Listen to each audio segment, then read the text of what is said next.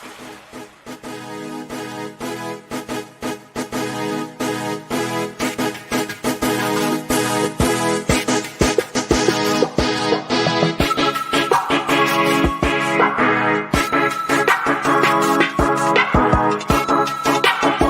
it down, speak louder. That was my name.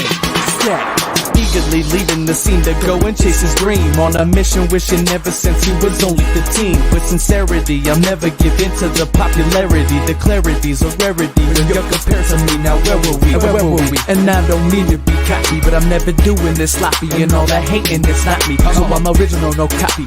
Can't copy my swag. I'm spitting liquid, twisting like my name was Mickey Fast. And I'm the 11th freshman on the cover, double XL.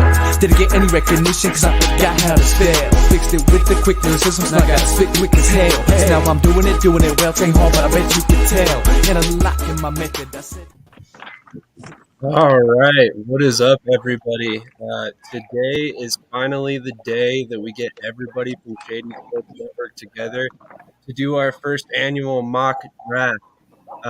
In case you guys didn't catch the order that I kind of roughly went over in the description, Kurtis is going to be selecting for the Jacksonville Jaguars here in just a moment. But you can't start off any draft without this.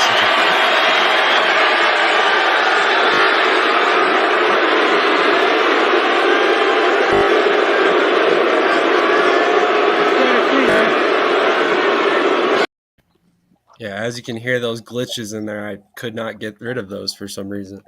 But anyway, we're going to go ahead and just get right into it. Kurtis, why don't you go ahead and give us a little bit of brief introduction into your background as a football fan, what brings you here today, and then go ahead and go right into your pick. And then each one of you guys, as you select your picks, if you want to do a brief introduction into how you find yourself here today, that'd be awesome. Yeah, sure. Hey, good morning, everybody. It's Kurtis Hagen. I played football since I was a kid. I played high school, and then when I joined the military, I played for traveling intramural teams for the military base I was at in Luke Air Force Base, Arizona. And I just like I said, I played football. Been a fan for over 30 years. I'm a New York Jets fan, so die hard for a losing team, but I just love talking about football. I love analytics. I love talking numbers and then trying to figure out why numbers make football players better than others.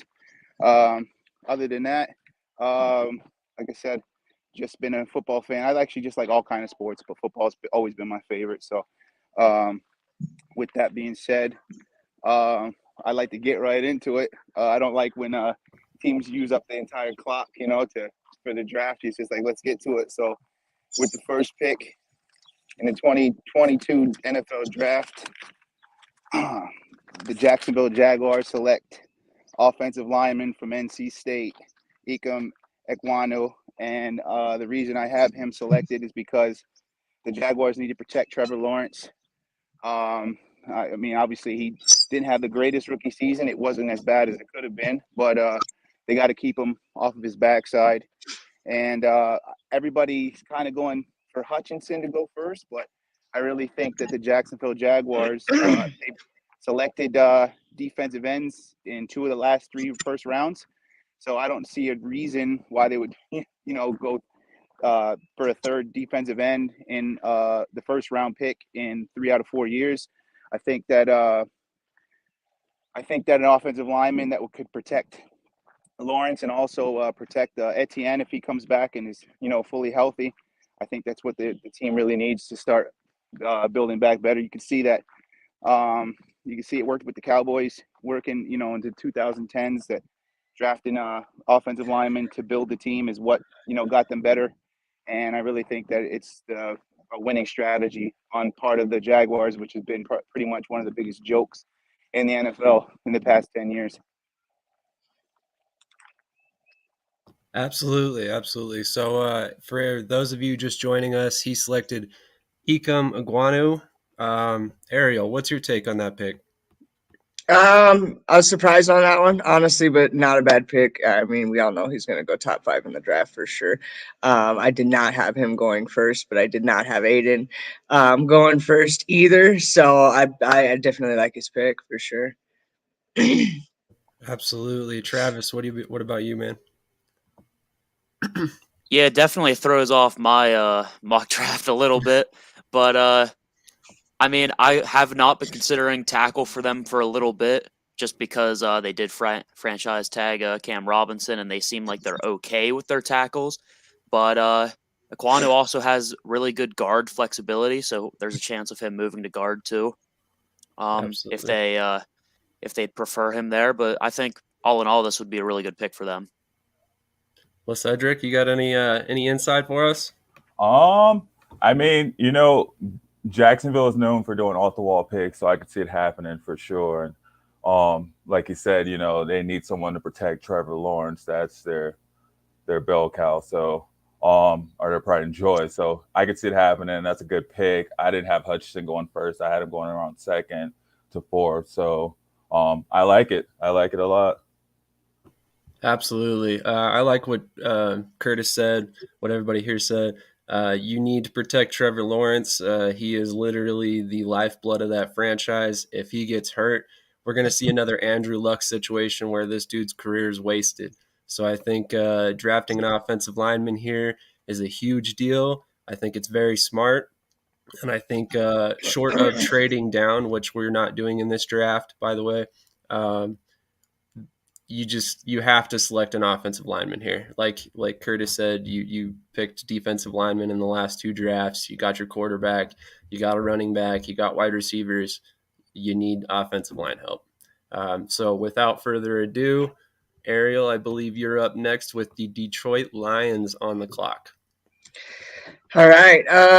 Detroit's got a lot of work to do. I don't think that's any secret. With that being said, their pick will be Aiden Hutchinson because they need a number one right there. They were 31st in points allowed last year. So this is going to help them. Edge rusher.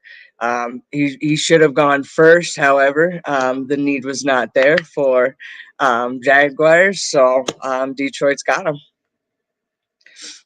Absolutely. Go ahead and give us a quick introduction behind your love for football. Well, I was a hockey player growing up. I love sports. Hockey's not that popular out here, and I just I come from a football family. My stepdad was a diehard Patriots fan. Also made me and my brother diehard Patriots fan. And, I'm just an athlete, and I love football. So that's what I do in my free time. That's awesome. That's awesome. Well, we're definitely happy to have you here for sure. In case anybody hasn't caught it in our last episode when Ariel and LeCedric joined me, we're all in a fantasy football league together, huge football nerds. They were my first choices to come on the channel. And then Travis and Kurtis, I found them various places. Travis and I connected on Colorcast, where we do audio podcasts, and Kurtis and I connected on Cura, I believe that's how you pronounce it, where we actually ask questions and produce articles related to football type things. So it's kind of a roundabout manner how we all got together, but it's kind of cool having us all here today for sure. So without any more introduction time, LeCedric, what do you think about Detroit's pick? I kind of saw Detroit going that way if he was available. I mean, he's probably the number 1A, I'd say to Gardner being the 1B prospects in this draft. So I like it. I think it's good. Detroit definitely needs to pick it up and, keep opponents off the board. I think they got a tie last year. Who knows what a quarterback pressure could have done to change one or two of those games they were playing last season. So I think it's a great pick. He's a no-brainer if he's available. I mean, any team. I don't think there's one team that couldn't use him on their team. So good job. I think it's a good pick. Absolutely, I agree. Travis, what do you think about the pick? Definitely, I think if Hutchinson's there, whenever Detroit picks, they're going to be licking their lips because I think this is the guy they would want, has wanted ever since the end of the season. So I think if he's available, they're running their card up to the podium for him. Absolutely. Absolutely. Kurtis, what's your take on the pick? I agree completely. That's actually who I had second overall in my draft because I know I messed everybody up with my pick. But I had him going second overall to Detroit, and it would be a no-brainer to take him. Like I said, I don't think the Jaguars would need him. But I don't think there's many teams that would pass up on the top prospect. As Cedric said, he's probably the top prospect in the draft. 100%. I agree. Actually, I think it makes perfect sense, and he kind of strikes me as a Dan Campbell type of guy. Um, he's a high motor, relentless pass rusher, so it'll be interesting to see him in Detroit should that happen. So I think next on the clock is Travis with the Houston Texans. So the Texans, of course, are definitely not one player away from being contenders. They need a whole lot on that team to be competitive. But, you could go DB here. You could go tackle. You could go Trayvon Walker still on the board. There's still a lot of options. But I think at the end of the day, you have to build from up front. So I think they're going the conversation here is Evan Neal or Carlos Cross. And I think they're going to go Cross here. So Texans select tackle Carlos Cross at number 3 overall. Absolutely. Go ahead and give us a brief introduction into your background with football and how you find yourself here today. Yeah, so I was able to start playing flag football whenever I was in first grade. Played it all through elementary, and then played it going into high school and varsity. Whenever it changed to tackle football in third grade. And then all my cousins played. My brother played. I just wanted to be cool like them. And eventually I stopped playing whenever I was in 11th grade just because I was very undersized. But the love of the game actually continued even more. Whenever I played football, I actually didn't watch football very much.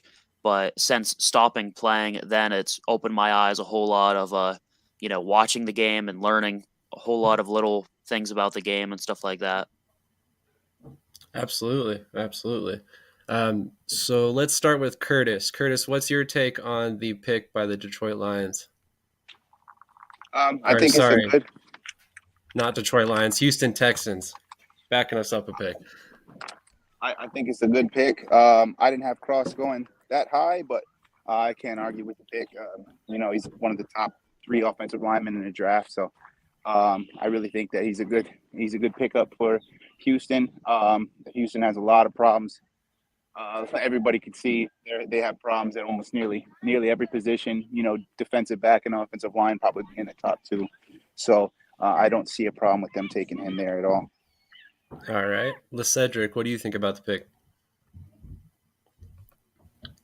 I think it's a decent pick. I kind of can see the Texans reaching for a quarterback, just trying to get themselves back on track and relevant. But, you can never go wrong with an offensive lineman pick. It's not the sexiest of picks. I had him going a little bit later between 15 and 18. But definitely like Travis said, he is one of the top 3 offensive linemen. You kind of juggle those guys around and pick your poison with each one. So it's a good pick. And I could definitely see the Texans jumping on that pick for sure. Absolutely. Ariel, what do you think about the pick? No brainer. I really didn't have him going that high either, but all these teams have, high draft picks for a reason. They have a lot of needs. I look at them just like Detroit, there's no pick that they can go wrong with right now. They need a lot of help in a lot of positions. So I think it's a great pickup right there. All righty. I think moving on to 4th, we have Cedric picking for the New York Jets. What's up? What's up? Oh, man. Thanks, guys. You just make it hard. I thought it would be easy by this point. Knowing. But, I feel like it'll look like this, actually. At the draft, the Jets will kind of have their options. Any direction they kind of want to go, and it's just You know, do you want to run? Do you want to walk? Do you want to jump? Do you want to dance? But yeah, I'm LeCedric Green. I played football. I played more so street football when I was younger. My mom wouldn't let me play football, so I played soccer. I played the European football, but I also played football. I played cornerback for a little bit in the military when I was in the Marine Corps, and I mean, I just kind of like the sport. I've been a Gator fan my whole life, and then as I got older, somehow I just kind of transitioned from college football to the NFL, and so be it moved to Denver to orange and blue. So, you know, I went with the Broncos. They have pretty rich history, you know. But I consider myself a fan, not necessarily a stats guy, but I do love stats. I love the game for that because it's based off human beings. So everything, you know, anything can be changed at any moment based on any reason. So I love following that and the nature of the game and just trying to stay up to date with it.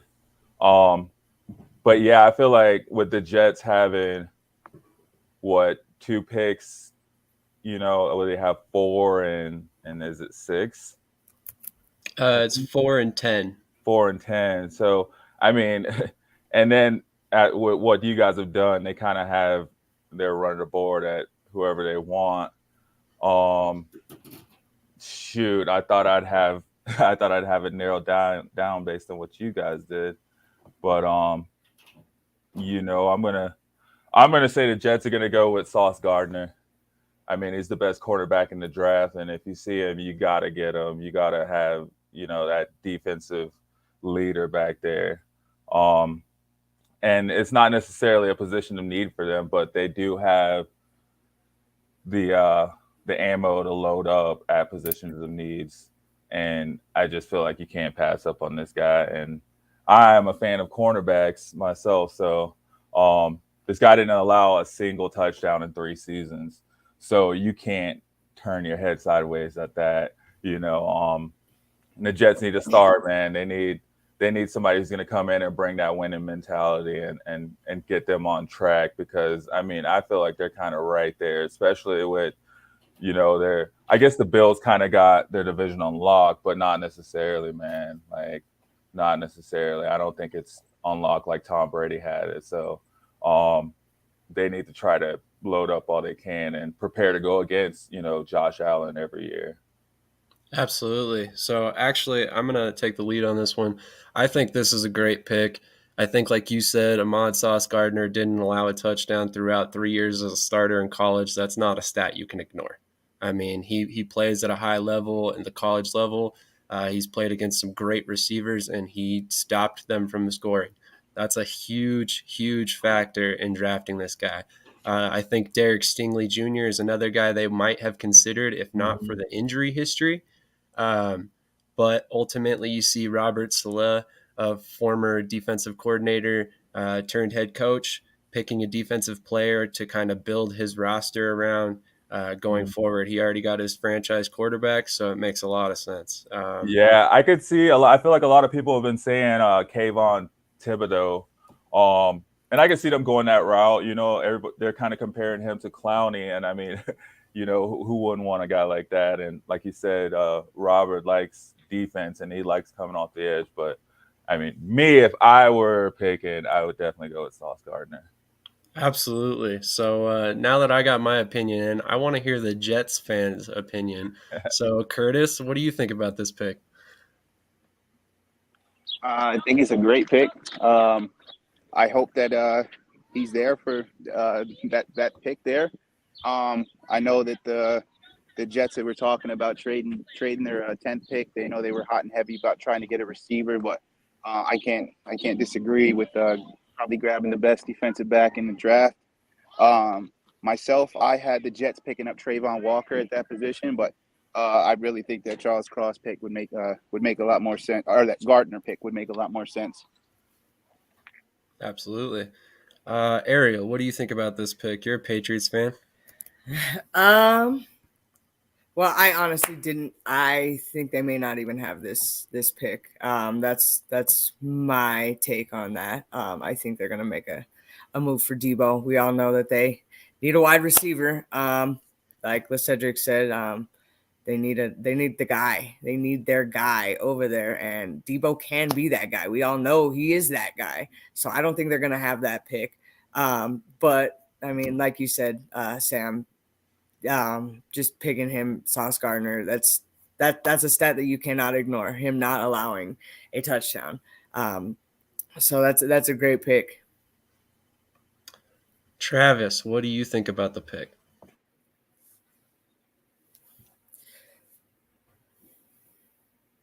Yeah, I mean, if you look at that division, you got Stephon Diggs with the Bills, Tyreek Hill with the Dolphins. I mean, you need people to cover those guys, and I think investing your first pick in a corner to cover them is definitely a good move here.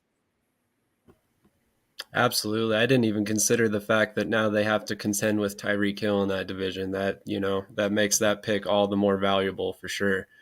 Okay, moving on to pick number 5. We got the New York Giants being selected by Kurtis. Yeah, I have the Giants' needs a little different than what's on the visual. I have them needing a tackle, a tight end, and a defensive end. So I know that Thibodeau's left on the board, Trayvon Walker's left on the board, but I'm going to go ahead and say that the Giants are going to shore up their offensive line. I have them selecting Alabama tackle Evan Neal. They just need an offensive lineman opposite of Andrew Thomas. They need to protect Danny Dimes. They haven't been able to do it in the 3 years he's been starting. I know that they tried to move him this year with the trade that they tried to make with Saquon Barkley for Russell Wilson. It didn't work out, but this is going to be Danny Dimes' last hurrah with the Giants, and maybe they should give him a chance to actually see what he can do if he doesn't have to scramble or get hit all the time. We know he has fumble problems, but if he's not getting hit as often, he might not be fumbling as much. So I really think that the Giants' need for offensive line would help a few of their issues there.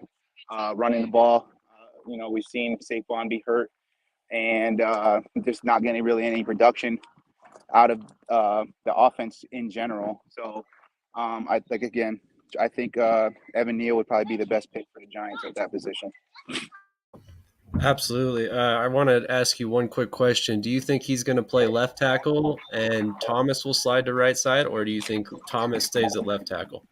I would suggest them keeping the veteran on the blind side of the quarterback.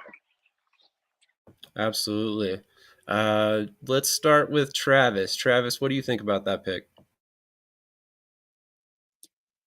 Yeah, I mean, definitely they need another offensive lineman. Their offensive line has been horrible, especially the last 3 years. And exactly like he said, it's like this is Danny Dimes' prove-it year. It's now or never, and they're going to try to, I think, give him as much help as he can get, and to see if he's the real deal or if they need to be getting a quarterback maybe next year.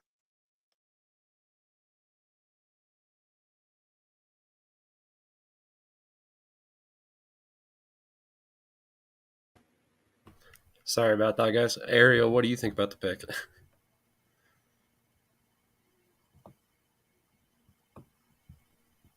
You're muted. Sorry about that. It's not a bad pick. I don't think that Danny Dimes is going to last until the end of the season, and this is going to help prove why. We're going to give him some extra protection right there, a little bit more time. We all know Saquon's is their running back. He's going to help him out, but just more protection is going to help give Saquon a little bit more time to run as well too, and a little bit more openness. So it's a good pick. Absolutely. Cedric, what do you think about the pick? Man, Kurtis coming with all these off the wall picks. I love it. But I could see it, like he said, it's I think it's Saquon's last hurrah over there too. They got to see what they have in him. He's supposed to be one of the top running backs. And it's just seeming like, he's just not holding up. So definitely I could see that, shoring up the line would definitely help them. See what they have in that backfield and see what they need to do moving forward. So I like this pick. Absolutely. So Foots718 asks if Cross is off the board. Cross is off the board. Let me recap the first 6 picks so far. We had Ika Magwanu go first overall to the Jacksonville Jaguars. Aiden Hutchinson, number 2 overall to Detroit Lions. Charles Cross went 3rd overall to Houston. Ahmad Gardner to the Jets at number 4. Evan Neal to the Giants at number 5. And we are now on pick number 6. Pick number 6 belongs to, let me pull up the order real quick. I think it's me. Yep. It is Ariel with the Carolina Panthers. All right. Well, I think it is absolutely no secret. They need their guy. They need somebody to throw that ball. Do not think it's Baker Mayfield. Unfortunately, I did think for a while that Jimmy G was going to go over there, but with all that mess, that's not going to happen this year. And they've just taken too many chances on quarterbacks who have had too many chances in my book. Cam Newton. Don't know why they ever brought him back. But with that being said, Kenny Pickett, the best and I think only capable quarterback of actually playing right now, I think he's going to help him out. That was Kenny Pickett? Correct. Okay. Just want to double check I actually got him off the board. Kenny Pickett. All right, let's start off with Cedric. What do you think about that pick, man? Yeah, I think that'd be a great pick for Carolina. I feel like, throughout their history, they've been known for, bringing in and developing their quarterbacks. It's a really good environment for bringing them up. And I could see them going that route, especially with, their running back. I mean, I think it's a great pick. I had Kenny Pickett going towards the end of the first round, just because I didn't feel that the run on quarterbacks would start as soon.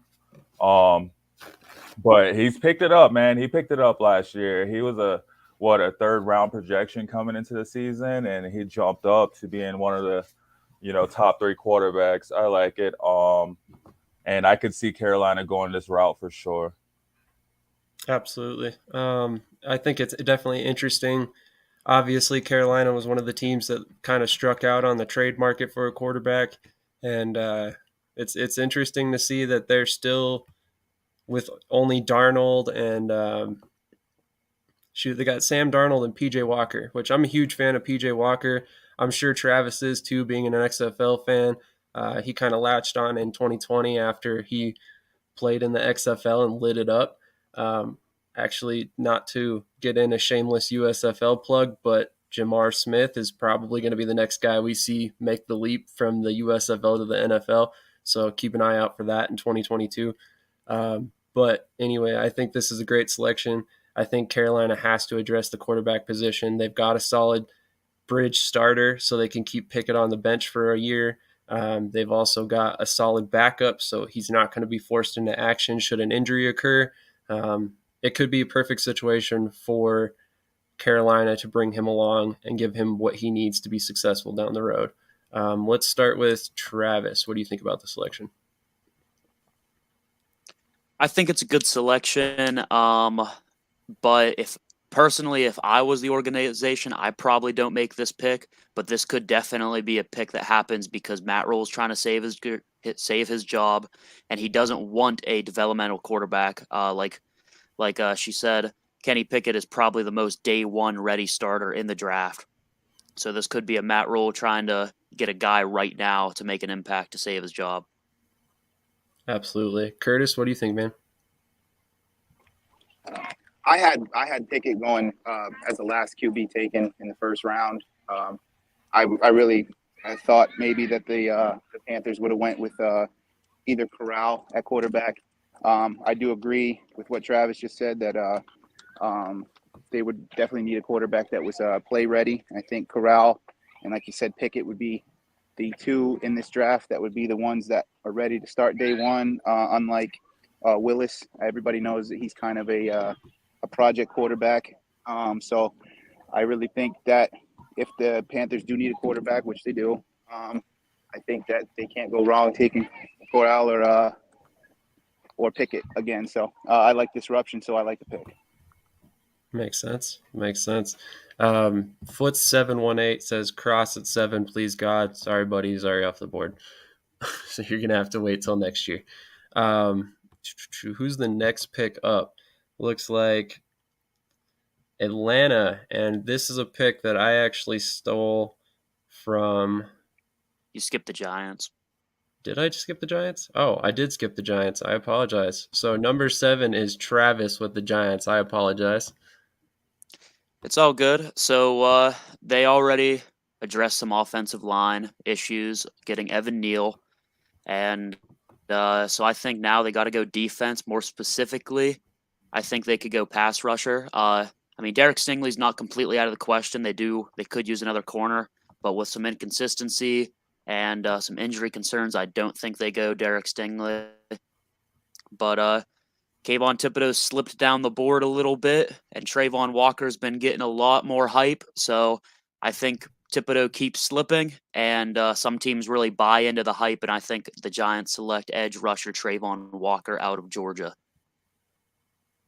Okay, interesting.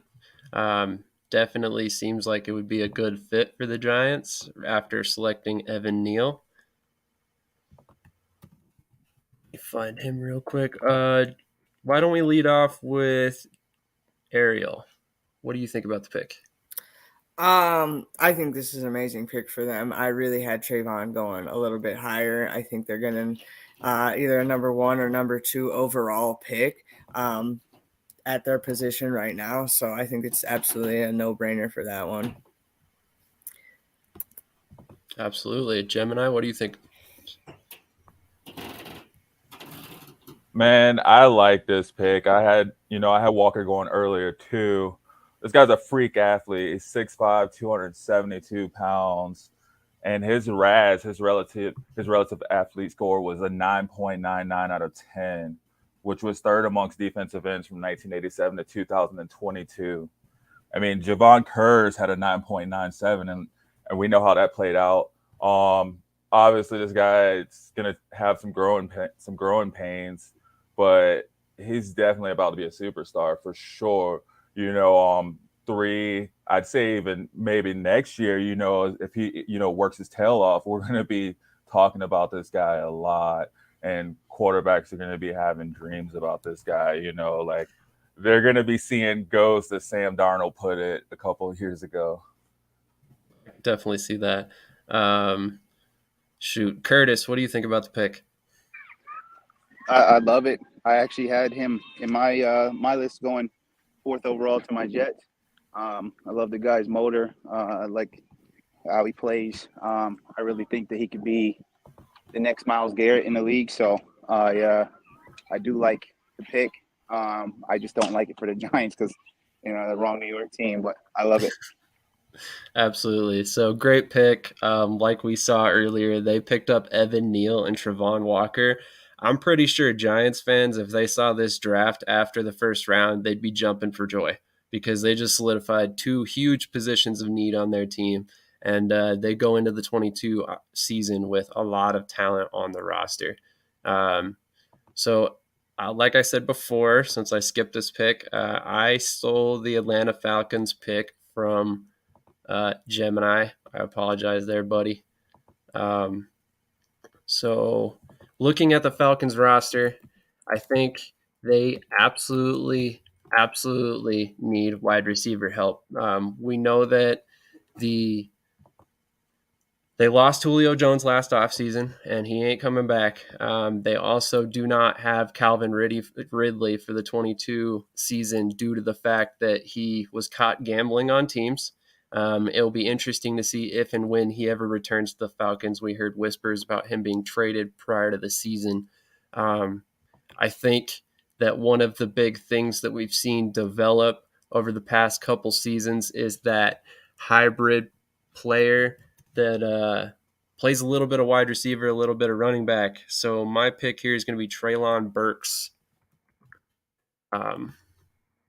With Cedric, let's start with you. What do you think about that pick? Yeah, man, I think that's an awesome pick. Like you said, that wide receiver room is looking pretty thin. I know they have their tight end Kyle, but I mean, who do they have in that wide receiver room? And they could definitely use a star. They had man, I suck with names when I get on camera. It's like I forget names, but they had their two-way running back last year. So Patterson. So we know they're a fan of the two-way player, and I mean, you can't go wrong. It's just they need some energy on that team for sure, and I think this guy will give it to them. I agree. What do you think, Ariel? Sorry about that. Go ahead, Gemini. Oh no, I was gonna say I had him going wide receiver too with Drake London. Yeah. But I like this pick as well. Absolutely. Go ahead, Ariel. Sorry about that. No, you're fine. They're an up and coming team. They need some new younger players, and that's a wide receiver. I definitely had them going a different route, wide receiver, but that's a good pick. I think that's kind of an out of nowhere one. So he could be one of those up and coming players that really comes out of nowhere, and I like that pick. Nice. Travis, what do you think, man? I think it's definitely a tough spot if you're the Falcons because there's probably 10 different people they could pick here realistically. Wide receiver does add some more juice to that, and I didn't see Burks going this high, but we've seen in the past some teams fall in love with a certain guy's skill sets, and if they love his skill sets, they're going to go out and get him, and so I think it's a solid pick. They do need a weapon, like you said. Calvin Ridley suspended, lost Julio Jones. They lost, I think, Russell Gage also to free agency. So they don't really have anybody significant in that wide receiver room. So I think at the end of the day, though, will be a good pick. I agree. Thank you. Kurtis, what do you think, man? I agree they needed a receiver. I don't have Burke in the first round. So this to me is the Eagles drafting Jalen Reagor a couple of years ago, and everybody projected him to be a mid-second round pick. I think that, like he just said, Gage just went to the Buccaneers. Julio's gone. Ridley's gone. All they really have is Cordero Patterson and Zacharias. Not really any big names that are going to put a lot of fear into the league. I actually had Atlanta going quarterback, but you can't. Anybody can see they had a needed receiver. I just feel that we're going to see Mariota be benched at some point this season when he's going to lead the league in fumbles and turnovers again, as he always does when he's a starter. But again, I don't see them not taking a receiver with that pick, and I like the pick again, a disruption. Absolutely. It was definitely tempting to take Malik Willis here, but I think with Calvin Ridley gone, Russell Gage gone, all these guys gone, they kind of had no choice. Kurtis, that was kind of a hot take, buddy. You don't think Treylon Burks is a first-round pick? No, I don't. There's just too much talent at wide receiver, and not the amount of need at wide receiver this year. For him to go first round, I think he's going to be a second-round pick. Interesting. I was not expecting that. So, actually, we're back on Kurtis with the Seattle Seahawks. All right. So far, none of my picks have been taken. I did have Matt Corral going 8th, but with 9th overall, the Seahawks are going to go with a developmental quarterback in Malik Willis from Liberty. The reason I think that they're going to take him here is because they can develop him. They have Drew Lock, they have Geno Smith, and they're not going to have a demand for him to get on the field right away. And I think that they like his playmaking ability. I feel like if they don't trade up for a cornerback in the league, obviously we decided that we weren't going to do trades here. So with them not reaching for a cornerback they like, I really think that they're going to go with Malik Willis with that pick. Absolutely. I think that's a solid pick. Let's lead it off with Travis. What do you think about that?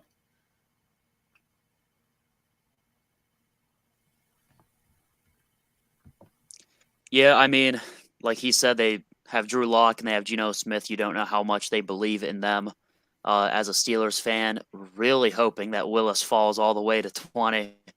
but I definitely there's a world where that doesn't happen, and this very well could be the Russell Wilson replacement, and they are starting the rebuild kind of early. If I was them, I don't know if I'd go this, just because I think there is some other holes in that team, but it all depends on how much they believe in Drew Lock.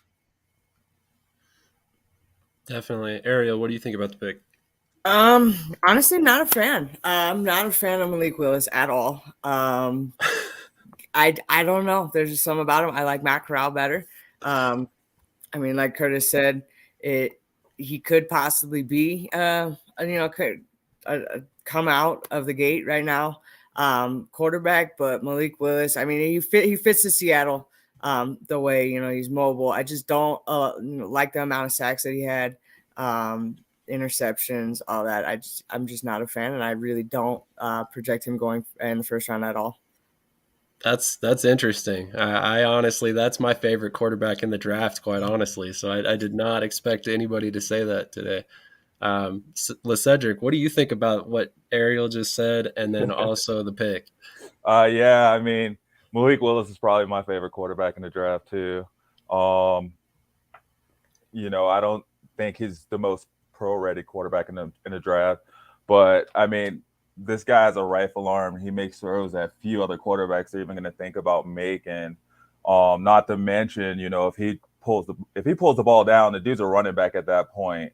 He's Lamar Jackson 2.0. I do think he'll take some time to develop, and I could see that happening in Seattle also, but I could also see Seattle getting restless because they're coming from Russell Wilson, big play Russell Wilson, to Drew Lock.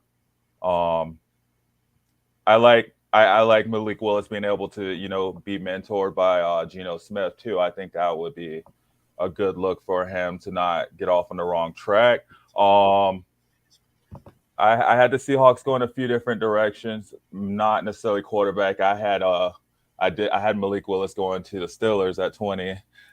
But yeah, I mean, like I said, I had him going the first round, just not that high. I didn't have any quarterbacks going that high, but we're getting there, and I like the pick. I think I could see Seattle doing it, and Pete Carroll, he's one of the guys that I'd love for developing quarterbacks for sure. Absolutely. So like I said earlier, I think it was very tempting for Atlanta to take him at 8, actually. But I ended up passing on him for Burks. Obviously, we saw Arthur Smith find a lot of success with Cordarrelle Patterson last season, so they ended up passing on him for another guy like that. But Willis goes to Seattle, which I think is a great fit. Like everybody said before me, he's a perfect replacement for Russell Wilson. I was, like I said, shocked to hear Ariel's not a fan. I kept hearing about him possibly being drafted by Philadelphia, so I'm glad to see him go before pick number 15. So Philadelphia and Howie Roseman is not considering that. Hopefully this comes to fruition in real life as well on Thursday, and he's off the board before the Eagles pick, so they can't even consider him. But moving on, we have Ariel selecting for the New York Jets, her rival Jets. This one's gonna hurt. But I think this is gonna be their first pick in the draft right here. Like I said, I don't anticipate them having one before that. I think they're gonna get rid of it. And we got Mr. Thibodeau that is still on the board, and they need that edge rusher, man. That's gonna hurt. Mac Jones, but I think that's gonna be the pick that they absolutely need. I could see that. Robert Saleh, again, going defense. He gets his edge rusher, his cornerback. Suddenly he's got the building blocks for a pretty solid defense going forward. Let's get Kurtis's opinion on this one again. I would love it. I would love the pick. I would love it on their defensive front there. I have the Jets going with Garrett Wilson at wide receiver there. That's because I don't have them making a trade with their other pick. But if they do go ahead and get Debo or another receiver, I wouldn't. And if Thibodeau is there, I would obviously take Thibodeau over Wilson or any of the other receivers that are available at the draft right there. I don't think you can pass up on that guy at the 10th pick at all. Agreed. Travis, what do you think?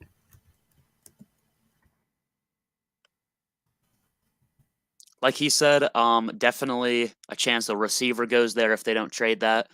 But I think it's a great pick. I mean, if this was 3 months ago, Kayvon Thibodeau was getting a number 1 overall hype, and you don't get that by accident. And if they get him at number 10, I mean, I think that's a great pick for them. Absolutely. Well, Cedric, what do you think about the pick? I mean, yeah, I definitely see them jumping on this guy if he's available at either of their picks. Dude's a blue chip talent. I had them going wide receiver too with Williams, Jamison Williams. But either way, you know, like we said in the scenario, if they're not trading out and they don't get Debo, which we all feel like they're probably going to make a move to do in the next couple of days,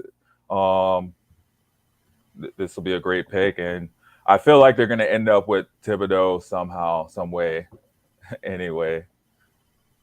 He does kind of have a feel of a Jets player to me for some reason. Yeah. Moving on, Travis, you have the Washington Commanders.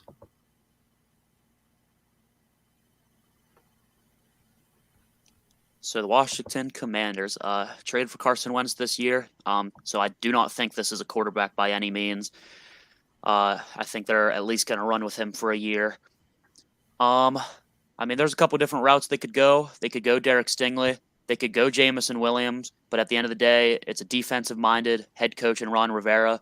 And Kyle Hamilton fell all the way down here, so I think they're going to take him. Kyle Hamilton, safety out of Notre Dame. That's a great pick. That is an absolutely great pick. Honestly, the fact that Hamilton's still there, it kind of caught me off guard when you said that because I was like, oh, man, Kyle Hamilton. What was I doing?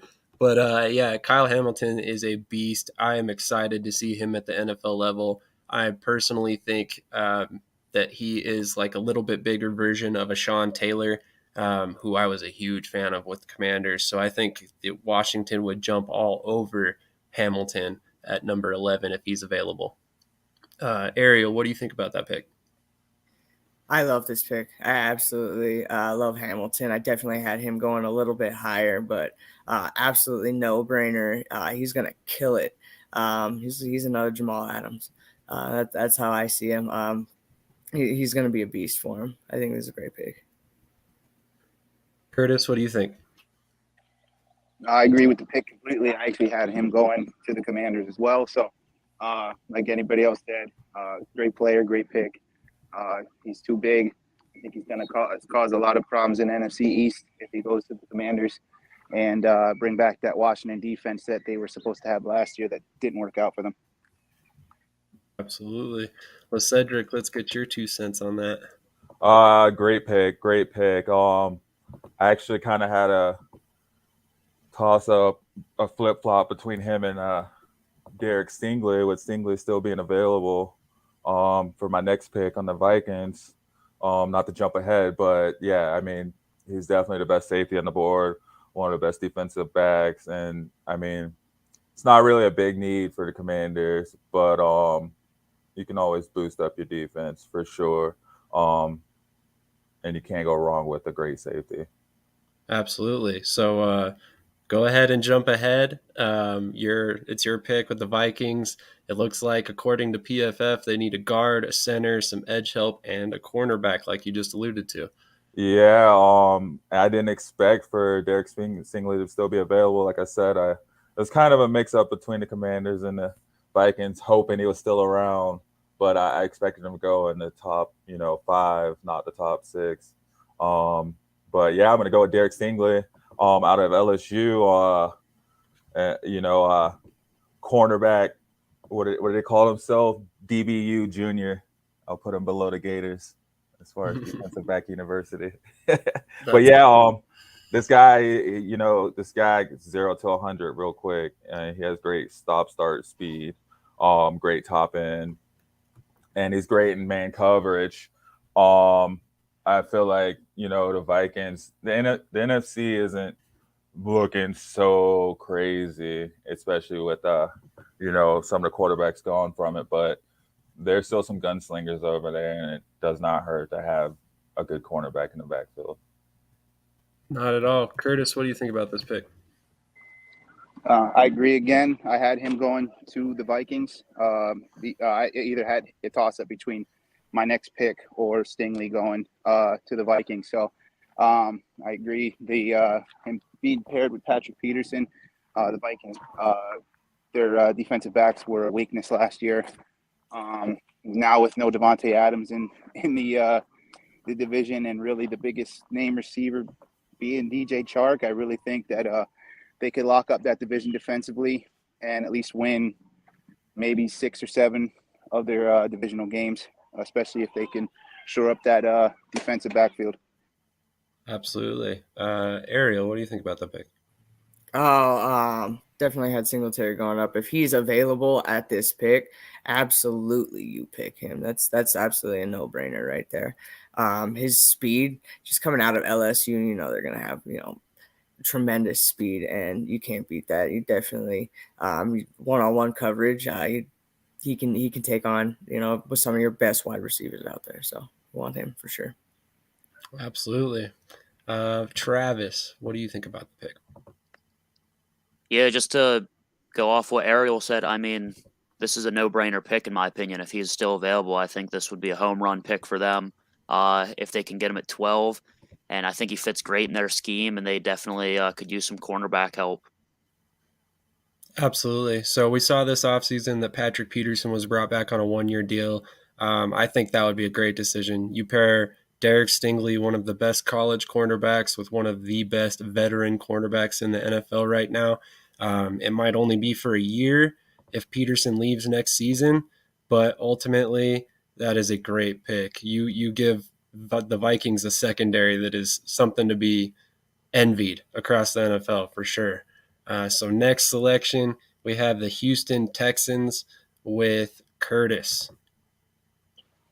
I'm going to keep it going with defensive backs, which is one of the biggest needs for Houston. And I'm going to go ahead and select Washington defensive back Trent McDuffie.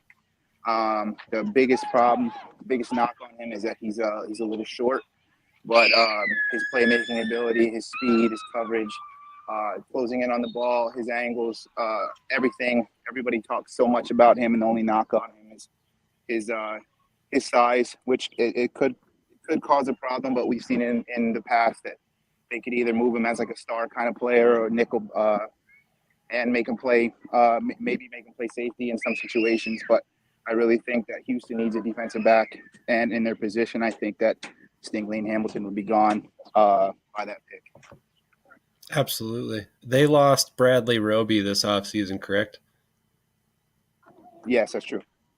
Okay, so Trent McDuffie kind of strikes me as somebody who could replace Roby for sure.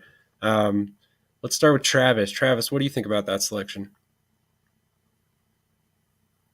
Yeah, I mean, the Texans need a whole lot, and I think Trent McDuffie here is a great pick. Like he said, maybe Ethan can go back and play some safety. They did lose Justin Reed, too, through free agency, so I think defensive back is definitely a need for them here. Absolutely. Cedric, you got an opinion on that one? I mean, yeah, the Texans, man, they need everything. They just need a new team. So every direction they go in, it's going to be great. But again, yeah, I mean, they're playing in the AFC South. You got Trevor Lawrence coming up. You got teams reloading, and the Texans are just kind of going backwards every year. It seems like they've lost 1 to 2 stars or 1 to 2 great veteran players every year for the past few. I know it happens in every team, but it seems like their foundation is gone. So this would be a great foundational pick for them. And, I had Trent McDuffie, he was on my board too, going to the Vikings if the safety, and my last pick wasn't there. So I really like this pick for the Texans. I don't think they can go wrong in any direction. And with the way our draft is turning out, they had a few choices to choose from. It's a great pick. Absolutely. I think this is a good selection for sure. I'm actually a little bummed to see him come off the board. You guys selected my top 3 picks for the Eagles at 15, but it is what it is. We need some cornerback help, so I'll see who's left over after Baltimore's selection, which I'm very curious to see. Ariel, you're up.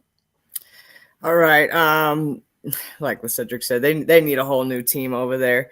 I do worry that there's nobody to essentially, a veteran cornerback over there to teach him with such, an up and coming team or such a young team that needs a lot of help.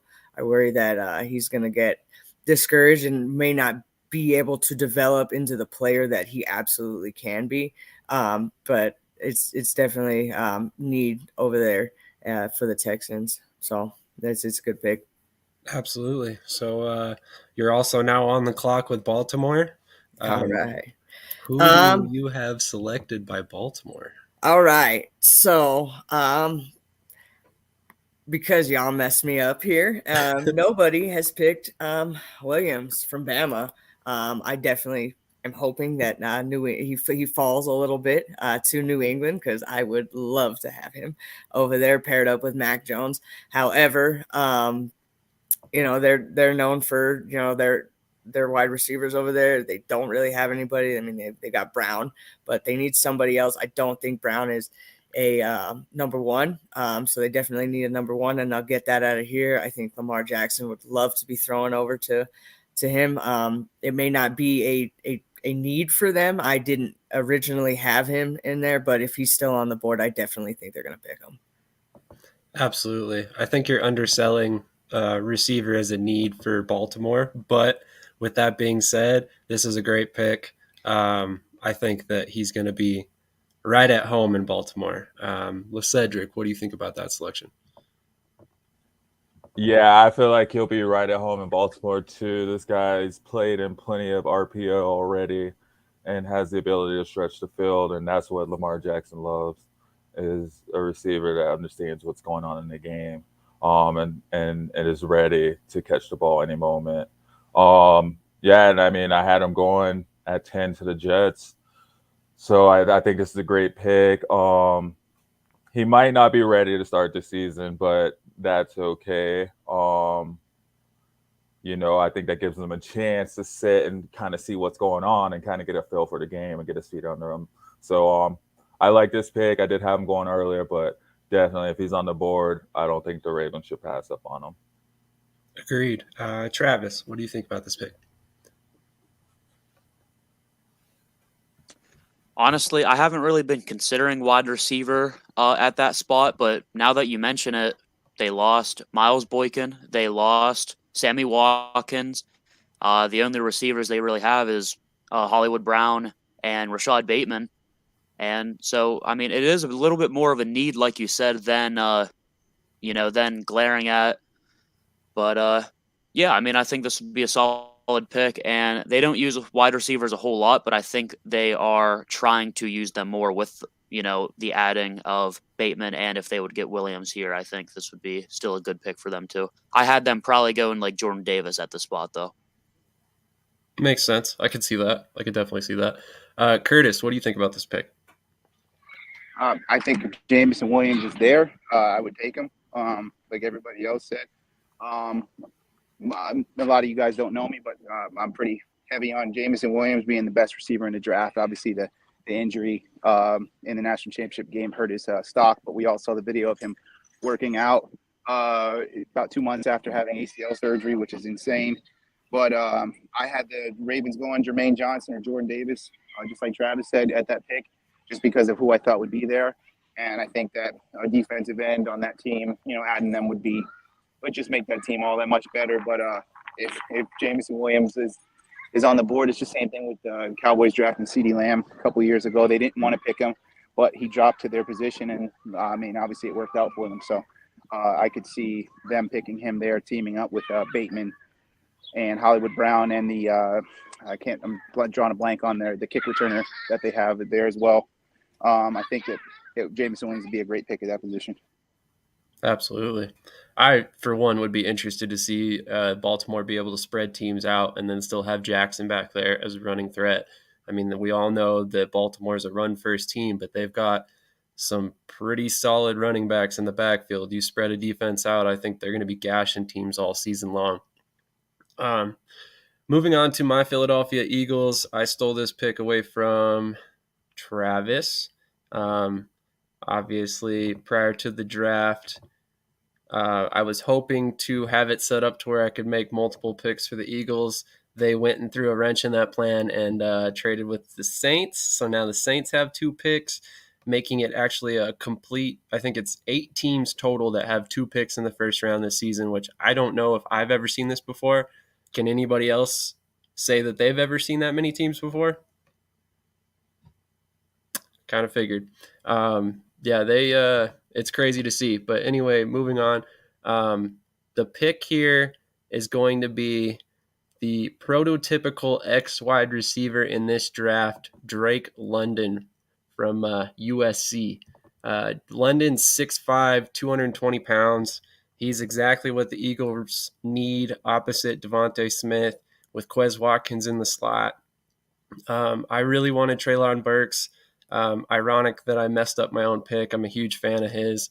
But at the same time, London's still on the board. I thought he was actually going to go to Baltimore. I'm happy to see he dropped. I honestly think him or Burks are the best wide receivers in this draft. I kind of approach the wide receiver position different than most people, though. Kurtis, let's start with you. What do you think about that selection? I love it.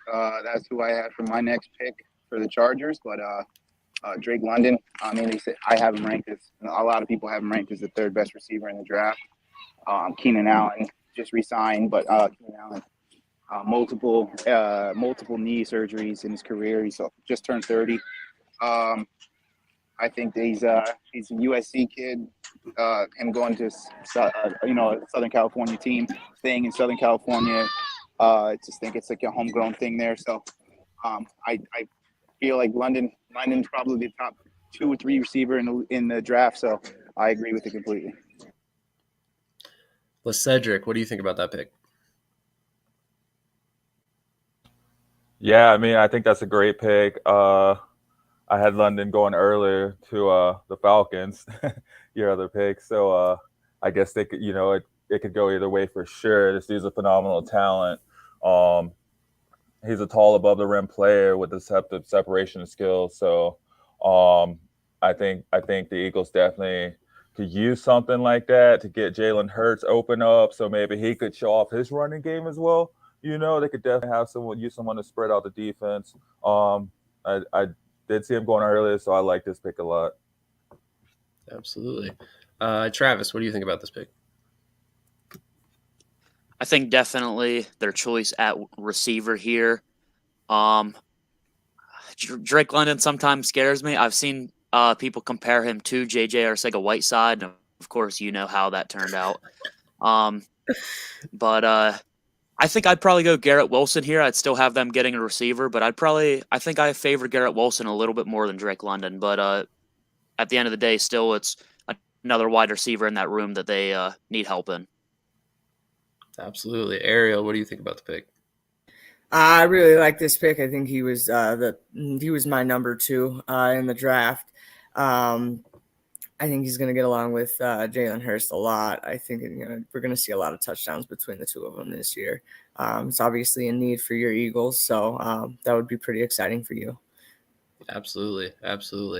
So obviously, like I said before the pick, I really wanted to get a cornerback out of the first round, but with everybody who was the top 3 talents off the board already, I didn't see the value here. I'm actually terrified of drafting another first-round receiver with all the picks that we've spent at the position, but London is one of those guys that produced 88 catches in 8 games last season. I don't think that's an anomaly. I think that's kind of how he's going to be in the NFL. Next up, we have the Saints with Cedric, and then if you guys are all down, I think we should take a 5-minute break and then come back to it. I know I definitely need to stretch my legs. I don't know how you guys feel. Yeah, I'd like that. Okay, cool. So let's go ahead and do the 16th pick, and then we'll take a quick break and then come back to it in about 5 minutes. Yeah. shoot, man, with the Saints, I really kind of, you know, I'll say my pick and why I said my pick. Well, I'll say what I wanted to pick and then my pick. So I wanted to go Garrett Wilson. I think he's been taken. Oh, he's still on the board, right? Yep, he's still on the board. Yeah, I wanted to go Garrett Wilson just because, they need another difference maker and receiver, man. Whenever Michael Thomas is hurt, they have, they're trying to replace him with, 5 other guys. And, I mean, they need someone for Jameis Winston to throw to on the other side to give him a chance to stay upright and not get hurt, trying to make plays on his own. So I wanted to go Garrett Wilson, but I think I'm going to go Desmond Ritter out of Cincinnati. And I think Ritter is the most pro-ready passer. I think he's the most pro-ready passer coming out. This guy's capable of throwing with great touch. He has great top-end speed. And he's an athlete, man. I think that gives them a chance to learn under Jameis Winston. And Taysom Hill, too. I mean, they still got Taysom Hill, don't they? He just moved to tight end. Yeah, exactly. What it was. Yeah, so I think it'd be a good chance for him to, take a red shirt season. With as ready as he is, if Jameis Winston goes down, that gives them a backup that can come in and keep them moving. Absolutely. Let's start with Kurtis. Kurtis, what do you think about that pick? I like it. I actually had them taking Jamison Williams on my draft. I just had him sliding down to them at that position, at that pick. But I can't hate on it. I'm glad he didn't take Wilson because that would be my backup pick for Drake London being gone. But I do like him. I love the I don't know, the Saints, it's a rebuilding year. But man, we talked about this a couple weeks ago when they made the trade. The Saints they're in a time now where Drew Brees is gone. We don't know if Michael Thomas is ever coming back. We don't know what's going to happen with Kamara. I think that they're on full rebuild and obviously under a new coach. So I think that this would be a great pick. It's a great foundation pick right there. So you really can't go wrong with that. Shoring up a hole you have on your team. Absolutely. Travis, what do you think? I mean, I'll start it off with this. I love Desmond Ritter. He's probably my favorite QB prospect in this draft. I love his size. I like his throwing ability. Sometimes struggles with accuracy, but that I think can be coached. And good athletic. I just don't love the pick though. I think they believe in Jameis. That might be my Steelers bias, hoping that Ritter slips to 20, but. Yeah, I mean, it just depends on how much they believe in Jameis. I think they do believe in him. He was playing well before he went down. They also signed Andy Dalton to be a backup. So I think he's their little insurance policy if Jameis does get hurt again. But as a whole, I like the player, but I don't know if I like the pick though. Absolutely. Ariel, what do you think? I think it's a great pick. We all know Jameis is getting older. They are a rebuilding team right now. Jameis is just holding it down until, they can get their forever guy. And this could potentially be his forever guy. He doesn't have to come in and start right away. He can learn from Jameis, learn from all of his mistakes throughout all of his years. And, New Orleans, they take care of their quarterbacks over there. So I think he's going to have great success here in the future for him. Absolutely. Did everybody get their opinion in on this one? Did I miss anybody? I just wanted to say I think I had him going to the Steelers as well, but I think it's a great pick. And before Jameis Winston's injury last year, he had the best accuracy in his career, and I think he was at 18 touchdowns to 6 interceptions. So I really think that the injury kind of hurt him, but we really missed out on seeing him on a full year, seeing what he could do after he had his laser eye surgery. So I'd like to see him come back and have a full year injury-free and see what he can do, even though the Saints are kind of decimated at talent. Gotcha. So I personally really like the pick. Obviously, Sean Payton's no longer with the Saints. But with that being said, I think they're still going to look for somebody mobile when they do look for their forever quarterback, as Ariel put it. And I think Ritter's the guy. I mean, you can see in the background there on the PFF grades, this guy had a really quick time to throw it, 2.5 seconds. That's not very slow at all. He had lots and lots of deep yards, great grades throughout the season. He's just one of those guys that I think is a little underrated, very good athlete at the quarterback position, and I will definitely be interested to see what he can do with the Saints. With all that being said, we're going to take a quick break. I'm going to, play our sponsor plugs, and then we'll be back in about 5 minutes, and we'll get the rest of the draft going, and we'll see just how many quarterbacks go in this process, considering we already have 3 off the board by the pick 16. So I'll catch you guys all in a minute, and in the meantime, here's a short commercial for you guys.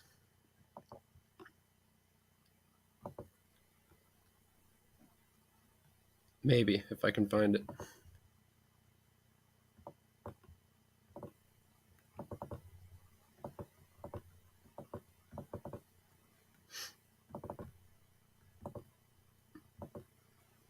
Up, everybody? This is Sam with Shady Sports Network.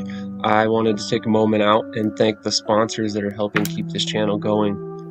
In case you haven't caught it, Shady Sports Network has teamed with SeatGeek to provide you with our very own discount code Sam Shady.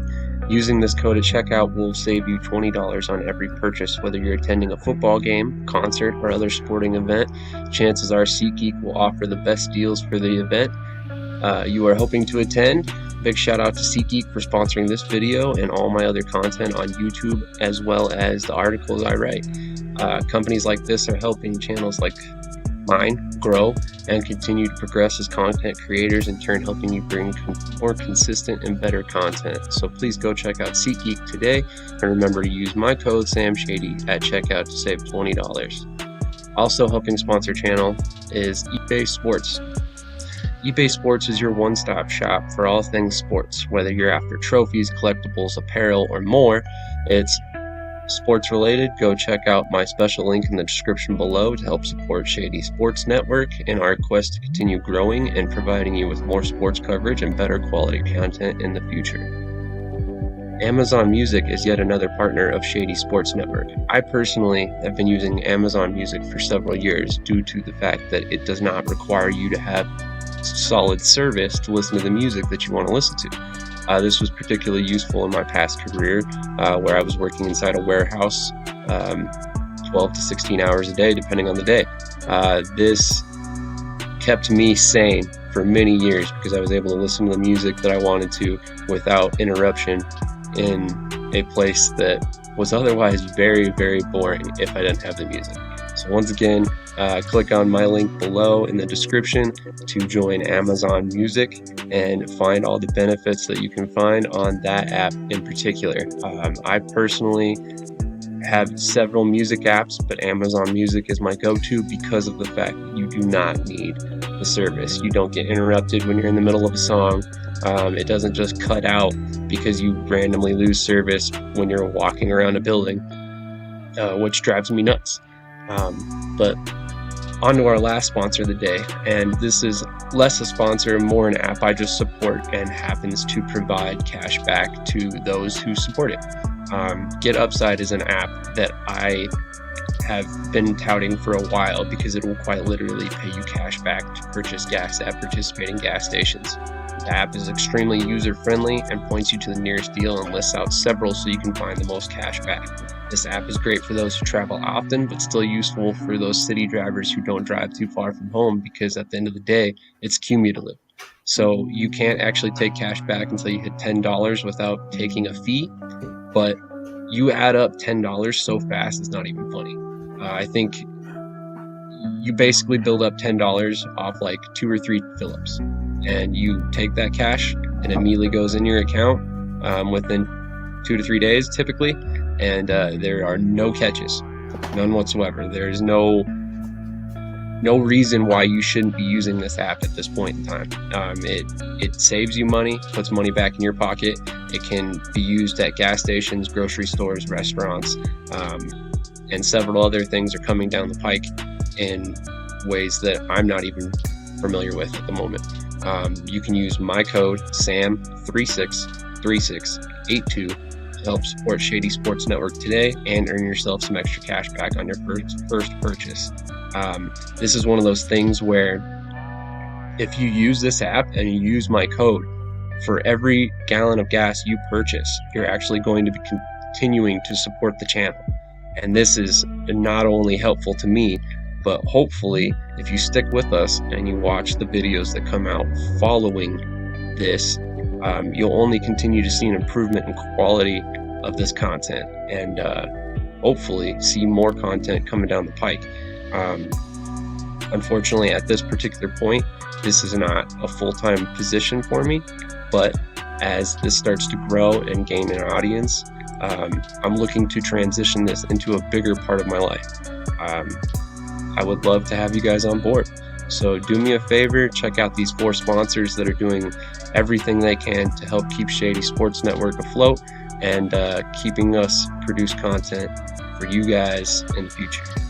Again, check out Get Upside, Amazon Music, eBay Sports, and SeatGeek today to help support Shady Sports Network.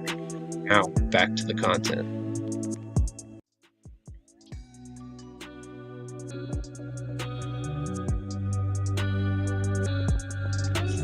I'd like the plate. Yeah. Let's do some meat on the ground that from our party. It's probably expired. Yeah. Oh my Sorry, we're back. I'm going to do a quick recap of all the picks that have been selected already, and then we'll get back into the second half of the first round.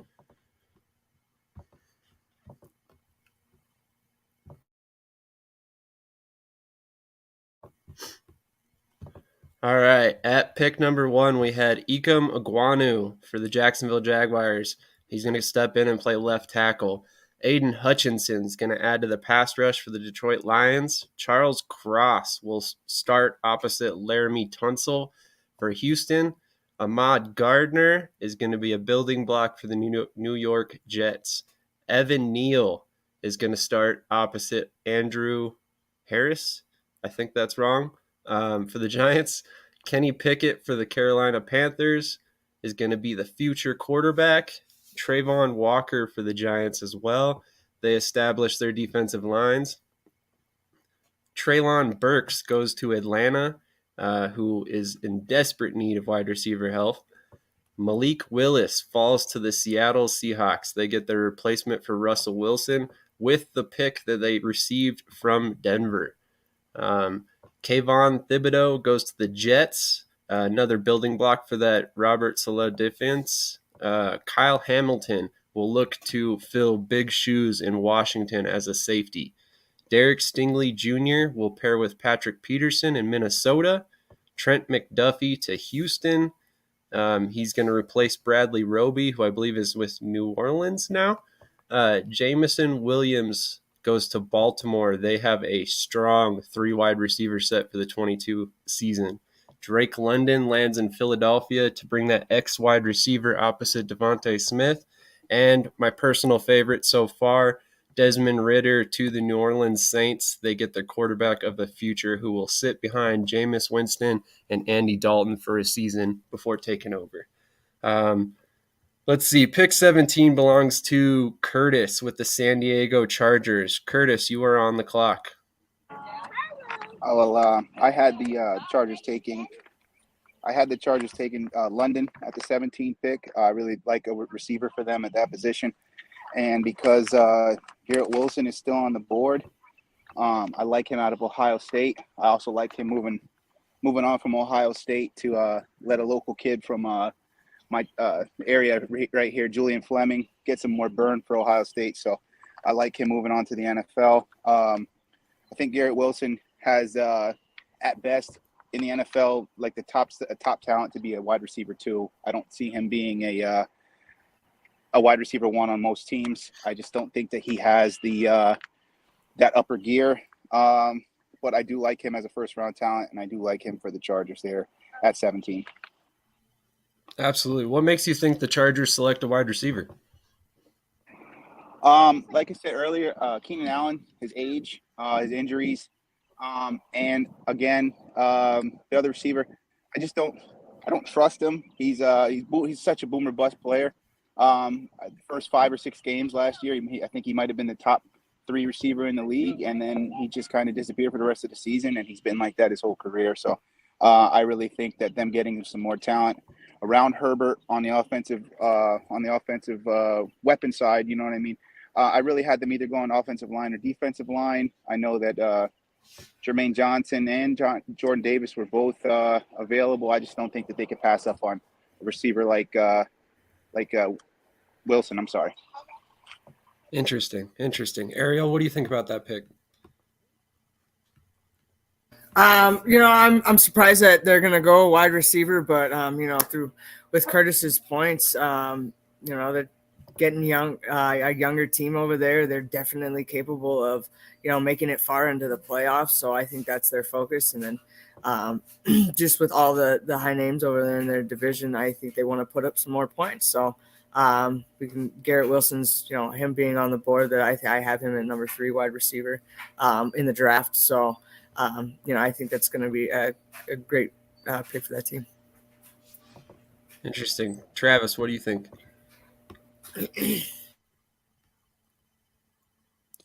Yeah, I think wide receiver is definitely in play here in that division. The name of the game is to score points.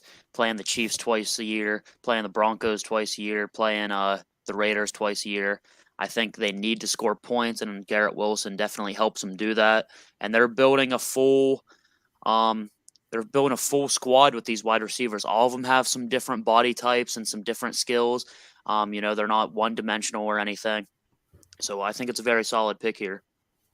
Absolutely. Well, Cedric, what do you think about it? Yeah, I think it's a great pick. Like I was saying earlier, I was debating on Garrett Wilson. He's definitely a difference maker. Keenan Allen's, 30. Mike Williams, 27. It seems about time to reload. You got Herbert back there crushing it, and you don't want to miss out on any opportunity to, develop a core around him, to grow with him for years to come. And you got to keep up while you can right now. So adding, a solid third receiver who could be for sure 1, if not a 2 on, over half teams right now. I think that's a great pick. I definitely agree. It was something that caught me off guard as well, but Kurtis makes some good points. The Chargers have a young quarterback. Mike Williams is very hit or miss. Keenan Allen is very consistent, but he has had some serious injuries throughout his career, and he is getting older. I think this is definitely a smart pick. You ultimately add insurance should Williams or Allen get hurt or not play up to their ceiling, but I think it's something that's going to catch a lot of people off guard when they ultimately watch this video, and I guess we'll see what people think afterward. But moving on to the next pick, Ariel gets to select for my Philadelphia Eagles. Well, you picked a wide receiver for the Eagles, which I think was great.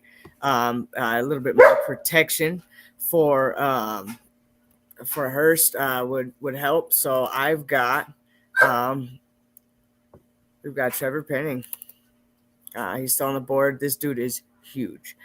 He's really gonna help. We've got Lane Johnson over there as well, and I can't remember who your 6'8" guy is over there as well as a tackle. So he's gonna really fit in, and he's gonna give you a little bit more protection. All right, I'm not gonna lie, I knew nothing about Trevor Penning ahead of time, so we'll have to look at their aspect of him.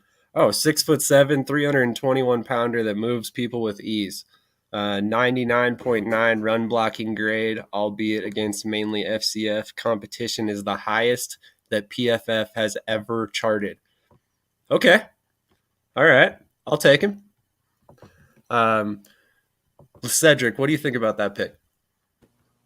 Yeah, like you, I didn't know much about this guy either, but he holds the program squat record of 625 pounds and power cleans 385 pounds. So, I mean, I think that's a good pick. Kurtis, what do you think about that pick? I'm with you guys. I was stumped with the name, but he's gigantic. I actually had the Eagles taking who did I have them taking there? Oh, Sam Howell. I'm sorry, I thought I had him taking a QB there, but I do like the pick. Offensive line is always a need. Their inability to run the ball the past few years without Hurts scrambling has been a problem too. I think that would help them all around. So a good pick and a wild card I never heard of before. Travis, what do you think about the pick? I think they definitely have a lot of options they could go with this pick, but if you're looking right there, you can see the grades by game. These scare me a little bit because, like you said, mostly smaller competition until it's Iowa State, and that's his worst graded game of the season, a bigger competition. So that is a little bit scary to see. How will he handle tougher competition? He is a good run blocker, but like I said, there is a lot of options they could go with this pick. They could go Devin Lloyd. Jordan Davis is still available. They could go Andrew Booth. There's a lot of other picks here that I think, in my opinion, make more sense, but we'll see how it works out for them. Absolutely. So I want to preface this by saying that I think Ariel's been watching the past few drafts by the Eagles because the Eagles like to do this thing where they load up on offensive linemen prior to actually needing them. We did this same exact move a couple years back with Andre Dillard, which, albeit has not worked out very well for us, I still think the thought process and the logic behind the move made a lot of sense at the time. We had Jason Peters, who was getting up there in age. I think he was 36 at the time when we selected Dillard. Johnson, while he isn't as old as Peters, he is injured quite often. I think Penning is a guy who can come in. He's got the requisite size, talent. He could get in the locker room, learn from a guy like Lane Johnson for a year or two, and fill an important role for us that we didn't have last season in a swing tackle. So I really like this pick. It was something I didn't expect, but great pick, Ariel. I like it. So moving on, we are on the New Orleans Saints and Travis. Yes, so the Saints, so they selected Desmond Ritter already, and I forget who it was that said already, but whenever Michael Thomas is not on the field, they struggle to replace him. They chose to go Ritter earlier, but I don't think a wide receiver gets past them here. It's really who they favor the most. Let me also look at the wide receivers here. I think, and in my opinion, they do like their Ohio State receivers. So I think Chris Olave is the pick here for the Saints at 19. Absolutely. That wide receiver board's getting pretty thin towards the back half of this first round. Kurtis, what do you think about that selection? Again, I love it. I like anybody moving out of my way, Clemens' way in Ohio State. I have Olave being the last receiver taken in the round. I actually had him, I think, 30th going to the Chiefs. But I can't disagree with the pick there. The Saints obviously lacking talent at the receiver position, other than Thomas, who hasn't played in almost 2 years now. But it's just crazy to see Jermaine Johnson and Jordan Davis still on the board. But hey, I like I said, I'm all about disruption, so I love the pick. Awesome. Cedric, what do you think about this pick? I think this is a good pick. I had them going offensive line with Bernard Raymond, but like we were saying, without Michael Thomas on the field, they, who they have as receivers, so I could see the Saints definitely just rebuilding their entire, the majority of their offensive side of the ball, and this would be a great pick, to start, grabbing a receiver. And with picking up Ritter earlier, you have your developmental quarterback. You might as well bring in a young guy to grow with them right there. They can, get their reps in together and develop they can develop that bond earlier on. So I think it's a great pick. Ariel, what do you think about the pick? I did not expect them. I expected them to pick a wide receiver a little bit sooner. So I wasn't expecting that one, but they, coming back, going further down into the draft, you don't really have a lot more options. So I think Chris Olave is the best option they have right there. I think he's a developmental player. Obviously, rookie seasons aren't going to be the best, but at least he's got Jameis in there to help him, and we'll see how that goes. Absolutely. Kurtis, did you get your input in there? Yes, I did. Okay, cool. Just wanted to check that everybody got their input in. So I think this is a great pick. Like said, we are going to need wide receiver help with the Saints, and you're going to want to get younger at that position, because going forward, at some point, this kicking the can down the road that Mickey Loomis likes to do with contracts and stuff to keep him under the cap, it's going to come back to haunt him at some point. There's a lot of veterans on this team that at some point he won't be able to afford anymore. And one of those guys, I believe, is going to be Michael Thomas. We've already seen a lot of drama at that position. And while they found Marquez Callaway last season, who I think can be decent, and they found a couple other guys, Traquan Smith's halfway decent, but they need help. They need prominent help at that wide receiver position, and I think Olave is going to give it to him. I think Traquan Smith was released by the team. Oh, really? Man, he's still listed on their depth chart, so I must have missed that. So, with that being said, we move on to Travis's Pittsburgh Steelers, selected by Cedric. Yeah. The Steelers, they select Tim Tebow. No, I'm just saying. No, with this pick, I'm going to have to say, shoot, man. I'm going to go with Matt Corral from Ole Miss, quarterback. What is that, like 20 quarterbacks now we picked? But, this guy, he throws a great deep ball. The Steelers aren't in dire need of a quarterback with Mitch Trubisky back there, but they are in need of a quarterback, being in the AFC North, being in the AFC in general. So, I think that gives this guy, a good at least full year.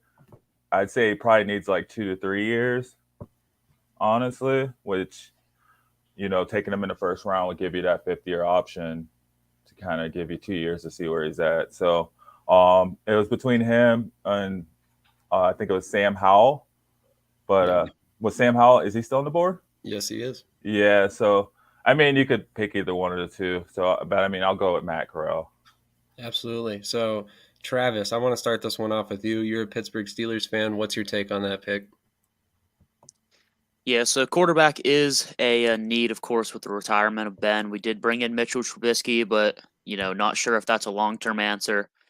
Couple names on the tip of my tongue here with the people still available. I like Andrew Booth. I like Matt Corral was one of them, and Jordan Davis. Those are probably the 3 that I would be considering at the spot. Maybe even Sky Moore, too. How you said about Sam Howell also being there. I don't like Sam Howell at all. Don't know why. Just one of those guys. For some reason, I do not favor him, and I don't really see him going in the first round either. But so I definitely favor Matt Corral over it, and I do like Matt Corral, so I think this could be a good selection for the Steelers here. Absolutely. Ariel, what do you think about the pick? I I think it's their hand is being forced definitely with them having a little bit lower down in the draft. Matt Corral was a no-brainer because they have to fill that quarterback position. Trubisky is just a placeholder. We know this. I want to see how he's going to do here in the big leagues. I think he's definitely a risky move, but they have to try something. They got to do something. There's not a lot of quarterbacks out there for them to pick, so why not try Matt Corral? Absolutely.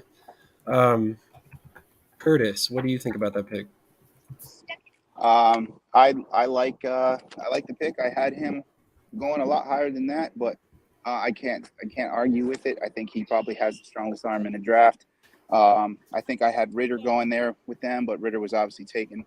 At the Steelers, they had a lot of need, quarterback being the biggest, but I think they lucked out on going 9-7-1 last year. I think was their record. I think they lucked out on needing a quarterback and having such a high draft pick, being that this was probably the worst quarterback draft class, even though we've obviously taken 3 or 4 in the first round, but the weakest quarterback draft class in the past few years. I see him playing in Pittsburgh with their style of offense pretty well, fitting in very well. I actually have I'm not big on Mitch Trubisky. I think he's the worst quarterback in the NFL starting, and he wouldn't be starting if there wasn't any other situations going on. And I have him as the worst quarterback in the league, and Marcus Mariota is the second worst, so the worst in each division. So I see plenty of playing time here for Corral. Absolutely. So first of all, rest in peace, Dwayne Haskins. That obviously thinned out their quarterback depth chart in a way that nobody could have seen coming.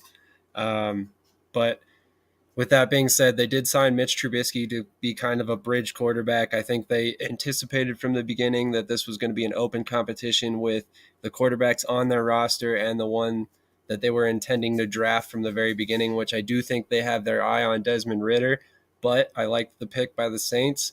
And with that being said, Matt Corral is one of the best quarterbacks, if not the best quarterback still left on the board at this point. Like Travis said, I'm not a big fan of Sam Howell. I don't think he's ultimately going to go in the first round unless, of course, Detroit decides to pick a quarterback, which we'll have to see how that goes going forward. But I think that the Steelers desperately needed to address that quarterback position, even if it's somebody that doesn't start this season. So now we're moving on to the Jets fans selecting for the Patriots. Earlier we had the Patriots fans selecting for the Jets. Now it's vice versa. Kurtis, what you got for us, buddy? Well, I selected it this way just so I could pick for the Patriots. Actually, no, I'm just joking. But, there's a lot of talent left on the board. George, Carl Laftis, Jermaine Johnson, Jordan Davis. I mean, there's a lot of talent left on the board. But I actually have the Patriots needing a cornerback, a linebacker, and an offensive line. They're actually one of the. It's lo and behold, they're one of the best managed teams. They're probably one of the best well put together teams, even though the offense is still having a little bit of a learning curve. I think they're going to get back on track, but we see how good the AFC got, especially the AFC East. I have the first linebacker being taken in the draft with Devin Lloyd from Utah. I think he fits the team's needs. He fits into New England style of defense. He's a sideline to sideline linebacker. It's just crazy that the NFL is now like linebackers are the running backs of the defense, where it doesn't really matter how good the linebackers are.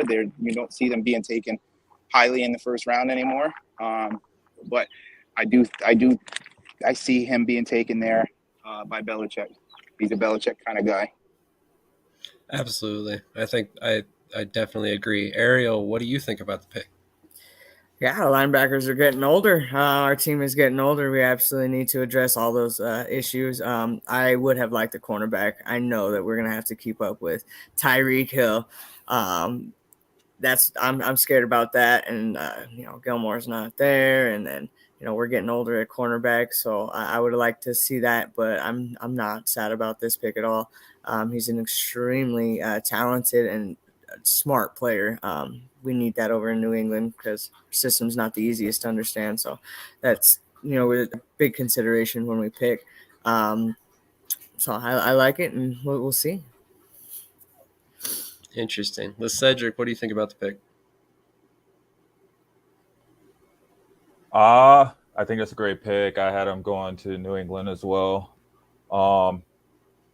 They're known for, bringing in studs at linebacker when they go for him. I think this guy's a stud at linebacker for sure. This guy's a very physical player, keeps his eyes trained on the ball. So, that's something that I think they love over there in New England. So I think it's a great pick. Absolutely. Travis, what do you think? Yeah, I honestly wasn't even thinking linebacker for this position at all, but now that you say it, I'm like, yeah, they could use a linebacker here, and they end up getting the number one linebacker in the draft. Like Ariel said, Andrew Booth still sitting there is definitely at play, but I think Devin Lloyd, though, here is a real good pick. Absolutely, I agree. I think Cedric said it best. We've seen the Patriots draft a long line of great linebackers, Dante Hightower, Gerard Mayo. I'm blanking names off the top of my head. I'm sure Ariel could add to that list all day long. But yeah, Devin Lloyd, I think, is going to be something that Patriots fans as a whole would be thrilled to get. Moving on, we have the Green Bay Packers. Ariel, this is your pick. What do you got for us? All right. Well, we all know that they need a wide receiver, and they need one real bad. I'm really upset with Rodgers about choosing money over winning another championship. I think that's going to hurt him if they can't get a solid wide receiver in there. So with that being said, I've got George Pickens from Georgia. I love them Georgia boys. He's a big, solid player. I think he needs to gain a little bit more weight to compete with some of these guys in the NFL. But his college stats are solid, and he's only going to get better. So I think this is going to be a good pick for Green Bay. Absolutely. I think it's a smart pick as well. 6'3", 195. He tore his ACL last spring and only came back for the Georgia in the last game of the regular season. Was a potential wide receiver one after a massive freshman year, but never built upon it. I think if you're looking at a guy who needs to develop as a wide receiver, a good quarterback to place him with is Aaron Rodgers. This would pair him with Amari Rodgers and Randall Cobb. So definitely interesting top three lineup for the Packers going forward. Let's start with Ced. What do you think? Yeah, Packers definitely need a wide receiver. I mean, Aaron Rodgers isn't starting his career. He's not hitting the prime of his career. He's towards the end. So they need to bring in all the help they can for him. I think this is a good pick. Absolutely. Travis, what do you think? Yeah, I think wide receiver is definitely the move here. Randall Cobb's not getting any younger. Alan Lazard, you don't know if he's a real number one. Who's there? They had Amari Rodgers, didn't put up a whole lot of stats. So I think a wide receiver here is definitely a good move, and I think they got a good one. Agreed. Kurtis, what do you think? I agree. He's a great pickup there. I actually had them taking Dotson, but I don't see them not going for Pickens. He's a big, tall receiver, kind of just like Lazard built. I really think that being there with Rodgers would be able to get him the ball, and a big target like that would probably, we might be talking about a 10-touchdown receiver in his rookie year. Could be. That's a bold claim, but with Aaron Rodgers as a quarterback, it wouldn't surprise me. Dallas is on the clock, and that is Cedric's pick. You skipped the Cardinals. Yeah, I was going to say. Cardinals. Sorry, I got ahead of myself. I filled that one in. Arizona Cardinals, 23 with Travis. Man, getting terrible at this. Alrighty, so I disagree with their needs a little bit there. What are their needs? Guard, center, interior D-line, and corner. I think edge is actually a surprisingly big need for them because You know JJ Watt's injury history. They lost Chandler Jones. You have to replace him. And a guy that I can't believe is still available because I think he probably ends up going top 15. Jermaine Johnson out of Florida State, edge rusher, still available though. I had no idea he wasn't picked. I thought he got picked 10 picks ago. Yeah, I don't. Realistically, I don't see him slipping this far. But come draft day, there is times that we see random players slip and fall, and we're like, when are they going to get picked? And then they end up going to a good team like the Cardinals, and I think this is a really good fit for him. Absolutely. We saw some interesting rumors that Chandler Jones might be gone, and it would be an interesting pick to pair him with Marcus Golden's there as well, correct? Chandler Jones is with the Raiders now. Nope. Exactly. They have JJ Watt. They got Zach Allen, and I don't think they have, or they do have Marcus Golden. Okay, that's what I thought. So interesting. All right, Ariel, what do you think about that pick? Not surprised about that pick at all. I had Jermaine Johnson going higher than that. I ended up picking somebody else instead, but I was waiting for him to come back about too. I think he slipped a little bit in our draft. I think he's going to go a little bit higher, but that is absolutely a no-brainer. That's somebody that's going to get you sacks for sure. So great pick. Absolutely. Let's see. Cedric, what do you think?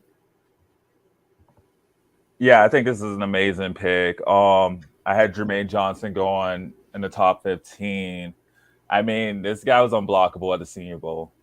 So that says a lot. He's going against, the majority of the talent that he'd be facing. But this guy's NFL ready. He's capable of creating some pressure up front. I think this is a really, really great pick overall. Kurtis, what do you think about this?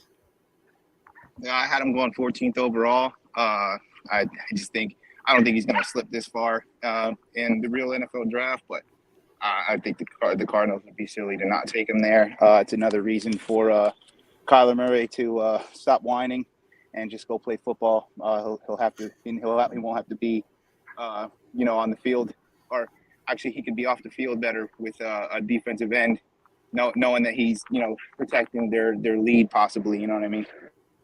I could see that, definitely.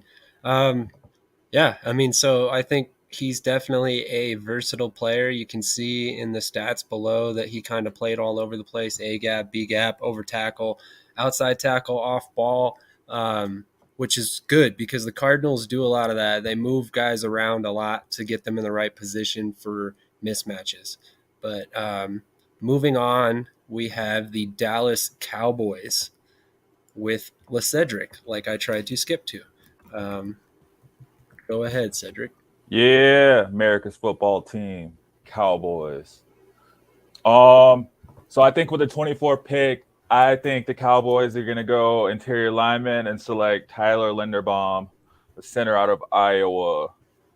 And I think this guy's probably the best interior lineman in the draft, but because with centers, if you draft a great center, you hold that great center for forever, and they don't come along usually. But if you draft a bad center, you're kind of out of it for the next 4 or 5 years. So due to his position, I think he kind of slides to the end of the draft where he'll be ripe for the Cowboys taking, which they need a quarterback. He'll start right away, and he'll play with them for years to come. Absolutely. Let's start off with Travis. What do you think about that pick? Definitely a solid pick. The Cowboys really struggled with injuries on their offensive line, and some of their key players aren't getting any younger. I think Linderbaum's the best center prospect in the draft. There's other things they could address here too, like them losing Randy Gregory. They could go edge here, but I think they're getting a good player here. Absolutely. Kurtis, what do you think about this pick? I think that's exactly who I had them taken as well. They lost 3 offensive linemen due to free agency and retirement this year. I really think that the Cowboys they've been known for having the best offensive line in football the past couple of years. Zeke's only averaging 58 yards rushing a game as of last year. I think that's a big need for the Cowboys, and I wouldn't have them taking anything other than an offensive lineman first round. Makes sense. Ariel, what do you think about the pick? That was my pick as well. I think it's a no-brainer. The center position is really key. That's the quarterback's best friend, and it is so hard to find a good one. Being in New England, I've been blessed with a very good one for a long time, a couple of them.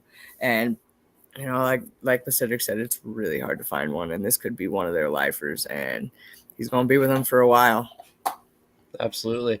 I think Cedric's taken his experience as a Broncos fan and applying it to the Cowboys here, because we see the Broncos still looking for a center after drafting Lloyd Cushenberry in the third round a couple years back.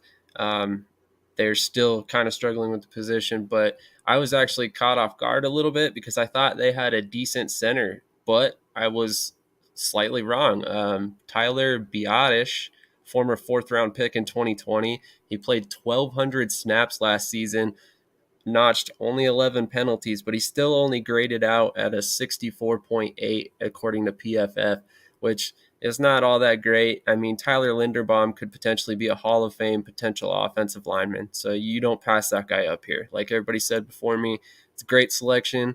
I'm unfortunately kind of bummed to see him go to the Cowboys, because that means we are not going to be getting a whole lot of pressure up the gut, but it is a great selection nonetheless. So let's see if I can make sure I get this pick right. Buffalo with Kurtis. I have Buffalo needing running back. Obviously, Singletary's shouldn't be a starter in the NFL. Them needing an opposite receiver and them needing a cornerback. However, with who's left on the board, I cannot see them taking safety Jalen Petrie. I think they would be crazy if he's not taken by the Cardinals. I think that they would definitely go with a hard-hitting safety there. Huh, they have him listed as a cornerback. Well, then have him listed. The cornerback is what he needs. I don't know. Perhaps I wrote down safety just as a mess up there. Let's see. 5'11", 198. Hold on. Let's see if they have those alignment snaps. Oh, yeah. He played a lot of box safety, played a lot in the slot, played some deep safety, played at corner, played at D-line a lot. What? That's interesting. Okay. That was a guy I wasn't aware of. Great pick, though. Obviously, Buffalo needed some secondary help, so I like the pick for sure. Let's get Ariel. What's your opinion? I didn't know a lot about this guy right here, but definitely cornerback help. Look at Tyreek Hill in our division right there.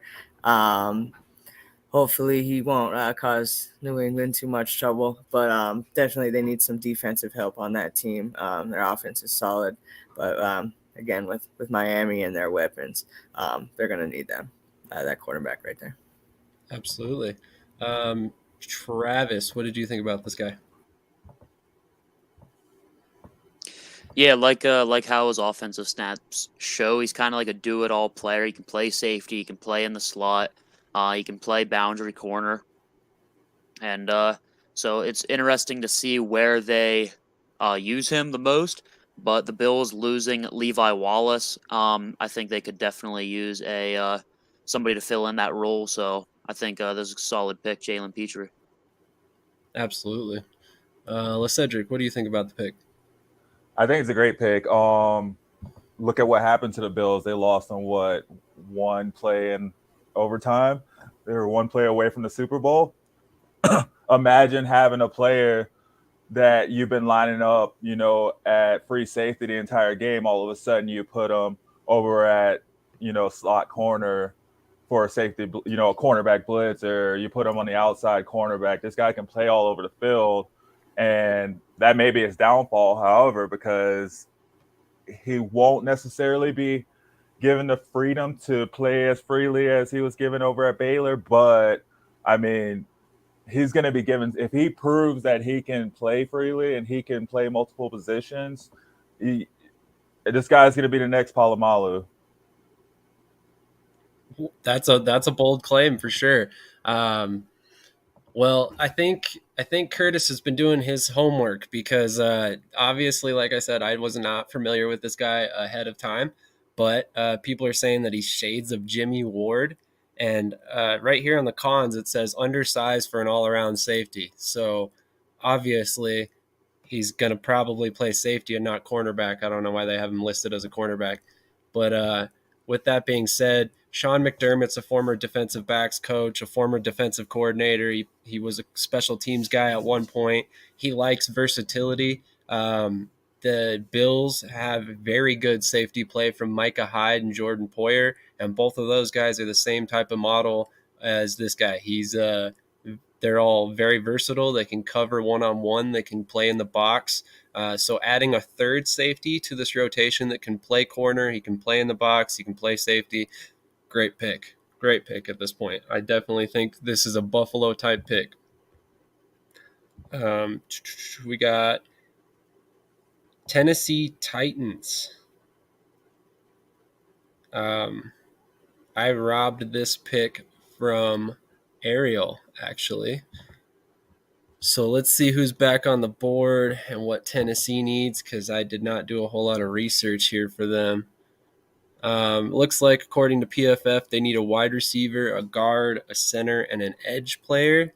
George Karlaftis, the 10th overall prospect, is still on the board. Nakobe Dean is still on the board. Sky Moore's still out there. Andrew Booth Jr., Zion Johnson, Khair Elam. Man, there's a lot of good players still left on the board.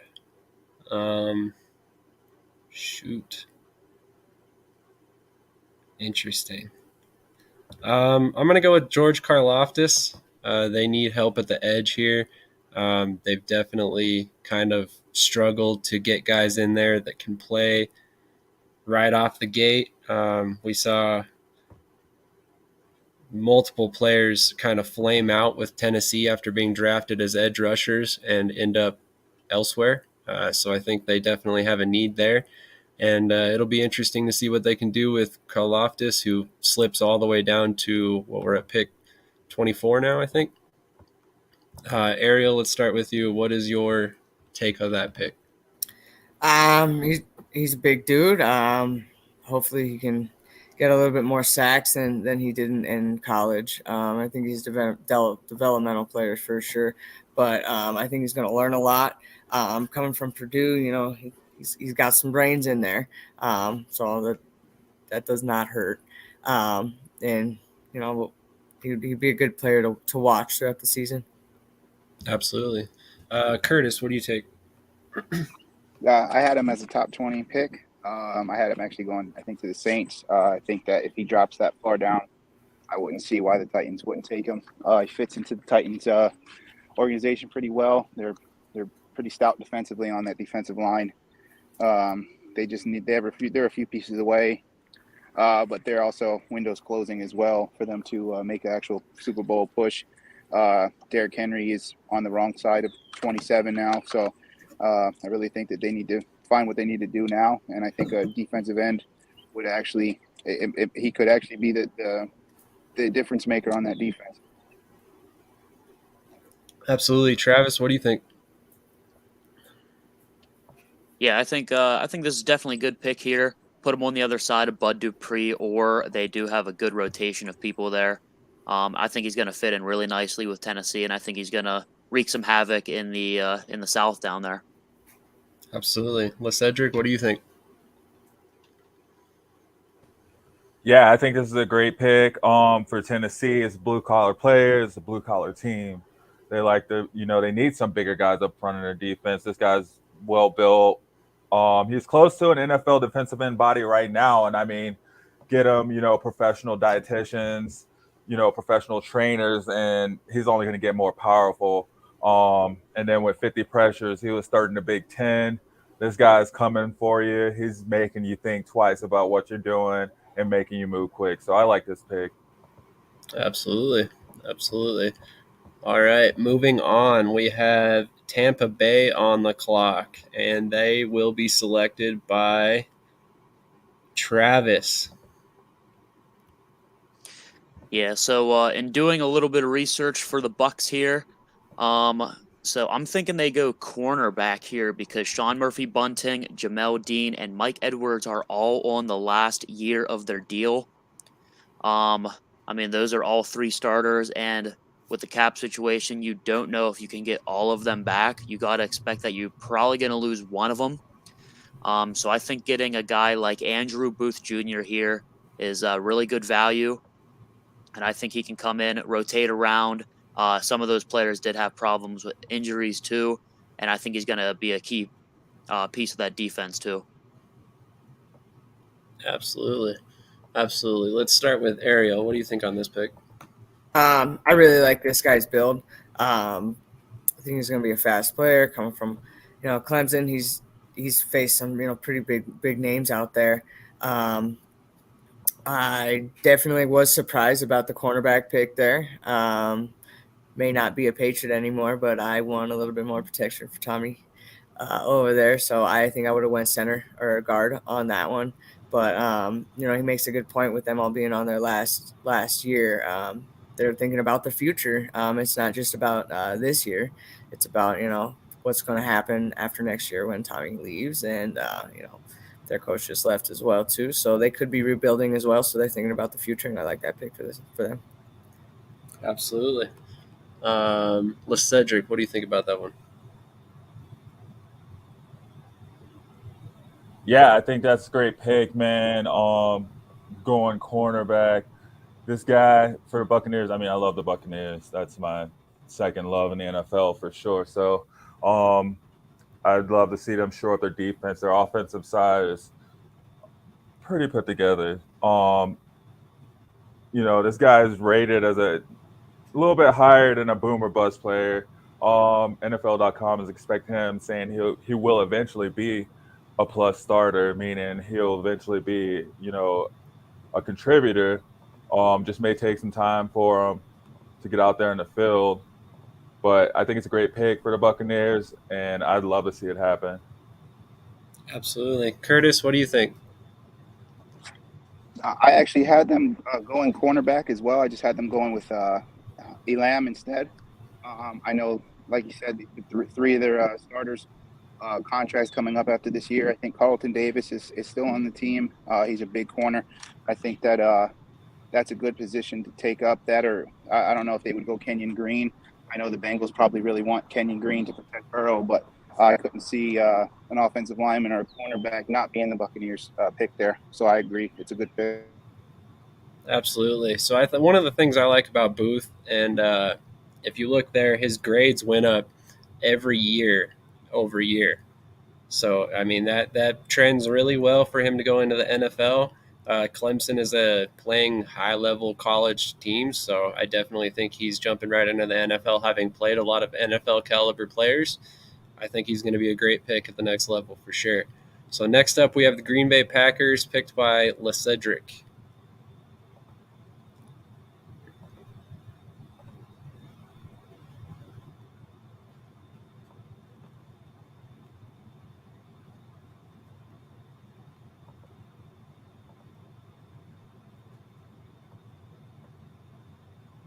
You're muted. Dang, I've been talking to myself the whole time. So, yeah, that's fine. That gave me time to think. There's a couple of different options I can go in for the Packers. A lot of players I was looking at, they're still available, which is kind of cool, kind of crazy. I think I'm gonna go with Devontae Wyatt out of Georgia. I don't think he's been picked. Definitely has not been picked. Yeah. This guy's just a wide-bodied dancing bear out there in the field, and he wins with power. I mean, Green Bay, they need to pick up their defense. I think he'll definitely come in. He has some good pass rushing moves, and he'll come in and really help out. Absolutely. Let's start with Travis. What do you think about this pick? Yeah, definitely surprising that some of these interior defensive linemen are still available at this spot. But sometimes these interior guys do fall lower down the board, and I think if Green Bay is able to select them at this point, I think they're getting a really good player to eat up blocks on the inside there. I think this is going to be in my opinion, a home run pick for them. Honestly, already got a receiver in the draft, and I think this is a really good pick for them. Agreed. Kurtis, what do you think about the pick? I think it's a great pick. I had Packers going defense as well, just with Daxton Hill, safety. But if he's left there on the board, I don't see them not taking him. And again, the Packers, they're one of those teams that are always known for having a strong defensive line, and it's just weird not seeing them have that defensive presence there. So I think that would be a great pick to bring back tradition there in Lambeau. Absolutely. Ariel, what do you think? That's actually who I had them picking as well. Don't imagine Jordan Davis is going to be on the board at this point for him. So this is going to be the no-brainer. I think that he's going to end up falling down to them. Definitely needs some of that defense over there, especially that they're getting older too. So good pick, the Cedric. I definitely had him right there, and I hope he goes to him. Interesting. So, Kurtis, I hate to do this to you. I don't want to steal your last pick of the day, but I'm going to take your Chiefs pick for my fourth pick and last pick of the day. Kansas City has several needs, as we all know, wide receiver being one of them. I do not ultimately think wide receiver is the pick here. We saw them release Eric Fisher a couple seasons ago. We've seen them need to address the offensive line year in and year out. They could potentially look at offensive line, but I'm going to go with the man that Kurtis just mentioned, Dax Hill, safety out of Michigan. They have him listed here as a cornerback, but that's probably just due to the fact that he's so versatile. He can play a little bit of everywhere on the defense, as you can see by his snaps by alignment. He played deep safety, he played box safety, he played outside corner, slot, and even sometimes on the defensive line as a pass rusher. I really like him as a player. He's one of those guys that I think is going to be a great safety at the next NFL or the next level. And ultimately, I think it's a solid pick to replace Tyrann Mathieu. Although he probably will not start right away, he can be one of those guys who's going to line up all over the place and get starter level snaps. Ariel, what do you think about the pick? Honestly, I picked them going a wide receiver on this first one, just a little smaller guy just to replace Tyreek Hill, not a super need. I definitely like that pick though. With their division, they're going to have to keep up. They're a solid team. That they can compete for the championship this year. And then with them having another pick right after it, I think that's a solid pick. Absolutely. Kurtis, what do you think about the pick I stole from you? I like it. Replacing Honey Badger is going to be hard to do. Obviously, he was like one of the biggest biggest bringers of change to the safety position in the past couple of years. Just an all-around, can almost play 5 positions on defense. I actually would have went with Nakobe Dean for their position because I really didn't think that Jordan Davis would have slipped there, but I would have went Jordan Davis as well if he would be there, just to go. I know they moved Chris Jones to defensive end last year, and to put Davis as a defensive tackle would be good. But if Nakobe Dean was there, I'd take him and pair him up with Hitchens from last year. Nakobe Dean being a sideline guy was crazy in Georgia, but I couldn't be mad at them trying to replace Honey Badger either. So I think Daxton Hill is a great pickup. Maybe not the same caliber as Honey Badger, but I mean, you're really never going to find all-pro talent, in the draft every single time. So Good pick. Thank you. Travis, what do you think? They did get Justin Reed in free agency. I'm not sure who else they lost though. I didn't feel it was as big of a need. I agreed with the Nakobe Dean pick or the Jordan Davis pick, and we'll see what their next pick entails. But I know who I would go with that also. All right. Let's Cedric. What did you think? Yeah, I mean, they could look for a receiver, but having two picks back to back, I think they can go any direction they want. And I think Daxton Hill is a good replacement to bring in replace of Tyron. Like Travis said, you can't necessarily replace him, but or Kurtis, but you can do your best to try. This guy was a 2021 All Big Ten first team. He's very, very versatile. And I don't think the Chiefs can kind of go wrong in what direction they go in. I feel like they're good with their receivers. They have, one of the best quarterbacks. And when you have one of the best quarterbacks, you just need some solid receivers you can keep going. So I think they noticed the hurt from losing Tyreek, but I don't think they're feeling the pain as much as everyone thinks they are. So I like this pick. Absolutely. Thank you.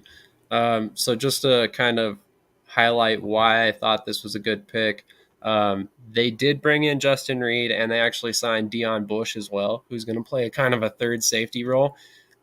But they like to move their safeties around a lot. Justin Reed and Juan Thornhill are both great athletes that are going to probably end up playing some snaps outside at corner, some snaps in the nickel as well. But this is a guy, Dax Hill, who played some cornerback in college as well. I think he can come in, play college right away, or play cornerback right away, and then eventually move to safety long term when they lose some free agents. Real quick, Sam, did the Chiefs get rid of Sorensen? Yeah, I do not see him on the depth chart. Let me double check.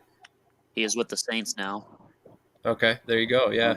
Well, he'll be allowing long touchdowns for the Saints then this year. He's probably the worst defensive player on the Chiefs last year. So I was just wondering if he was still there. Yeah, actually, I was kind of surprised, not to go in this any further. They didn't really address the cornerback position at all. They brought in a guy, Brandon Dandridge, who's actually a former CFL player, and Luck Barku, who was a college football free agent in 2022. I just really don't think they did enough at the cornerback position to help themselves. And like I said, they like those versatile guys. So Dax Hill, I think, makes a lot of sense for him at this point. Moving on, we have, again, the Kansas City Chiefs, this time selected by Ariel. All right. Like I said, I like that Dax Hill move. I was going to have him picked right here. Then I had DJ Moore, or what was his name? I know Moore. Sky Moore. Sky Moore. There you go. Sorry. I had Sky Moore going first, but there's still somebody on the board that I think dropped entirely too low. So if he's available, they're definitely going to pick this guy right here, Jordan Davis. Obviously, no brainer. Can't go wrong. He wasn't picked for us, right? Yeah. Nope. You cannot let him fall that far into the draft and then not pick him. His size, he's ready to play now. Defense, we've got a lot of big names in this division right now that they got to compete with. So if he's there, they're going to grab him. Interesting. Travis, what do you think about this pick? Yeah, definitely. If he falls this far, I really do like the pick. If I was picking for both of their picks, I would have probably went with Jordan Davis, and then right here I would have gone with Jahan Dotson. That's what I would have done, but I still think they made out pretty well here. Interesting. Kurtis, what do you think? I like the pick. Excellent run stopper. Kansas City's been horrible against the run the past few years. It's almost been a joke. He would definitely shore up the interior of that defensive line. Again, I had the Chiefs going Dean and Olave, but I can't see them not taking him if he was there. instead of a receiver and just going in a receiver in the second round. All right, LeCedric, what do you think about the pick? Yeah, I think it's a great pick. I'm just picturing Chris Jones and Jordan Davis coming off both ends for Russell Wilson. I don't like the way that looks at all. But you know, I think it's a great pick, and I didn't have him in my first round at all. But looking at him, I mean, this guy's a beast, and I think Kansas City Chiefs would definitely jump at that pick if he were still available. Absolutely. I think if you look at the Chiefs defense, he brings something that they don't currently have. Like Kurtis so aptly put it, they have not been able to stop the run very well the past couple seasons. And you bring in big old 6'3", 340-pound Jordan Davis to anchor that defensive line, and all of a sudden you're gonna be able to stop the run. You kick Chris Jones outside to defensive end. You have Frank Clark at the other defensive end position, and Derek Nandi inside at tackle as well. That's a hell of a lineup for slowing down the run. But moving on, we have another interesting pick. We have the Cincinnati Bengals and Joe Burrow at 31, selected by Travis. So, of course, I've seen a whole lot of people going offensive line here, but I think they really improved their offensive line in free agency, so I don't think it's as big of a need anymore. I think Eli Apple played entirely too much last year, and I think they go corner and they go with Kaiir Elam, who some people say is a boomer bust player. He does like to jump routes. That's a double-edged sword. You get a lot of interceptions, but you can also, give up big plays if you don't get those interceptions. I compare him to a guy like Cam Sutton, who is in their division and plays with the Steelers. But so I think Kaiir Elam is the pick here for the Bengals. Interesting.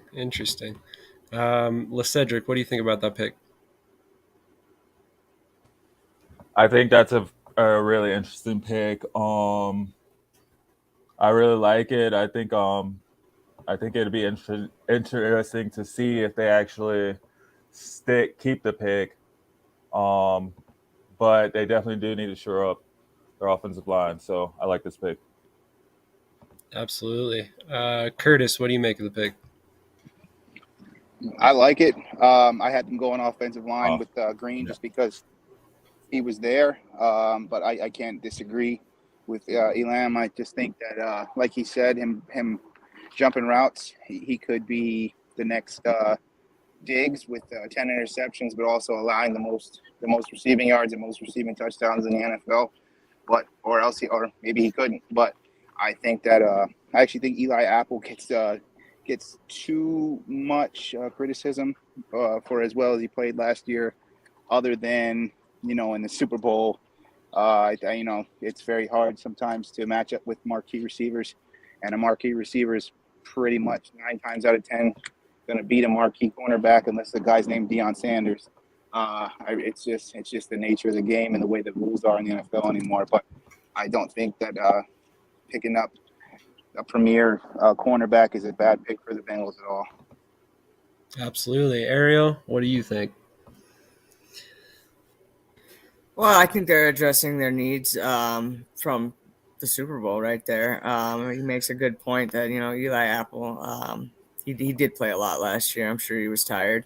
Can't go wrong with this pick. I really think that he's going to be solid. I mean, not a number one, but he's going to definitely be a solid player coming up. I definitely had him going guard instead.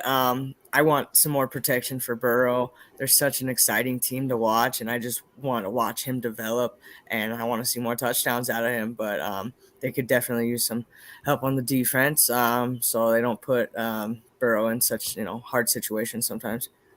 Absolutely. This is an interesting pick, but like everybody said before me, if you watch the Super Bowl, I don't think it's out of the realm of possibility that the Bengals are addressing the help at cornerback. I mean, they definitely need somebody for sure. Cedric, you got something you wanted to add? No, I'm just mad I missed the opportunity to brag on the real DBU, the Gators, with this pick. But it's a great pick. Gotcha, for sure. So before I turn over the last pick to Gemini, LeCedric, sorry, I keep calling him Gemini. The Detroit Lions have perceived needs at quarterback, linebacker, and defensive back. So I just wanted to take a quick look at the board. We still have Nakobe Dean sitting out there. We still have Sky Moore. They could use some wide receiver help. We still have Sam Howell, Leo Chanel, another potential first-round pick at linebacker. Man, there's a lot of good guys still on the board that are going to be headed into the second round if LeCedric doesn't pick them here.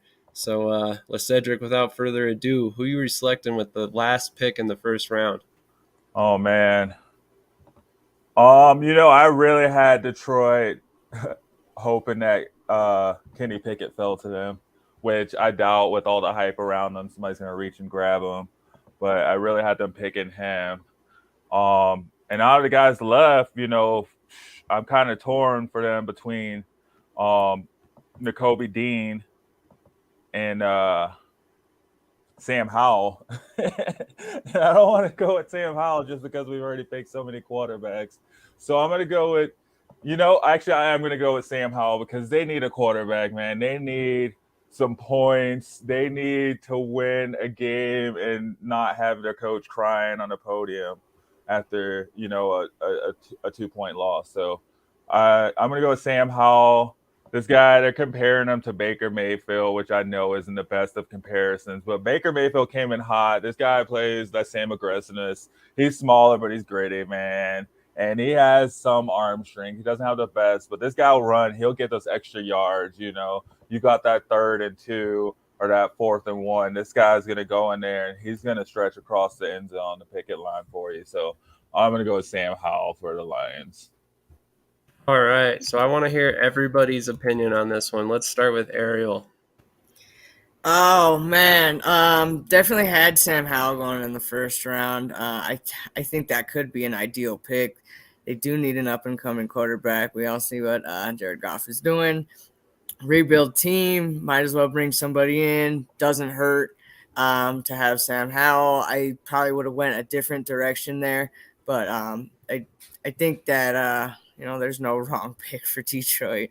They need everybody right now. And if they're really serious about this rebuild, might as well start with a new quarterback and get him acquainted with all the new players they're going to bring in as well.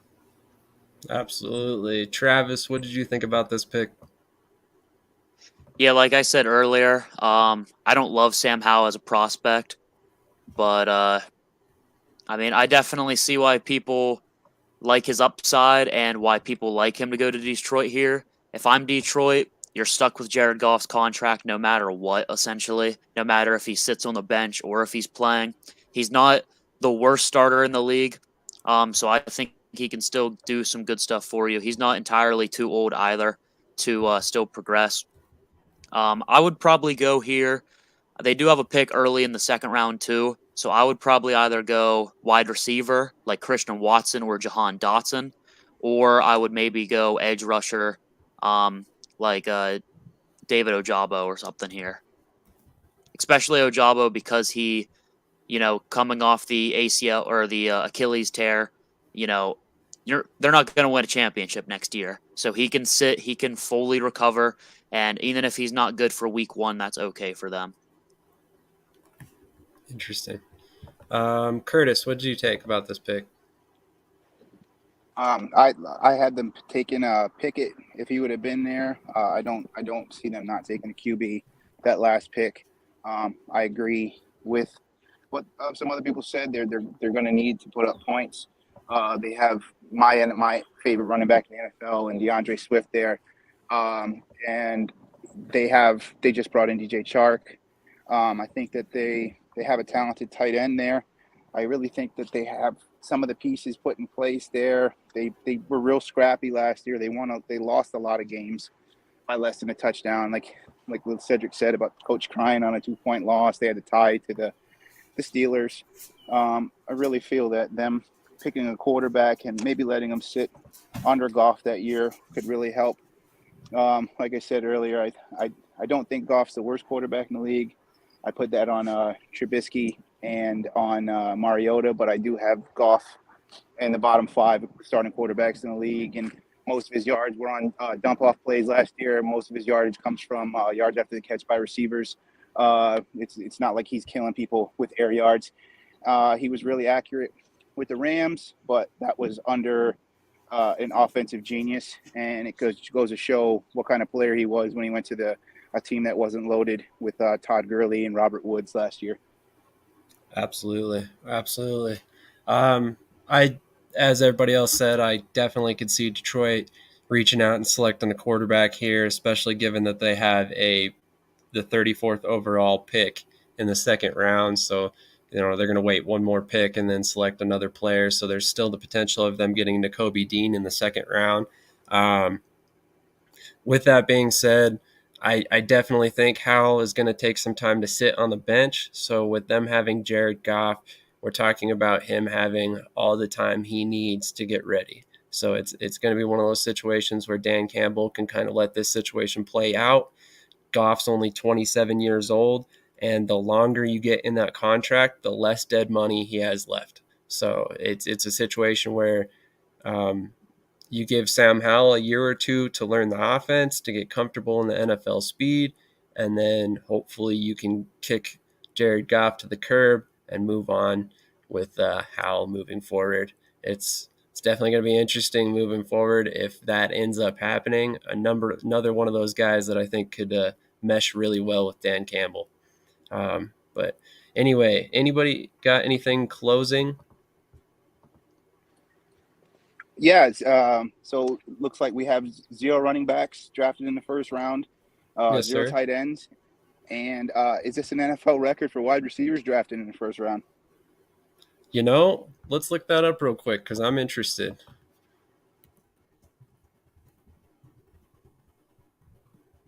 How many are there? How many did we end up selecting? That's a good question.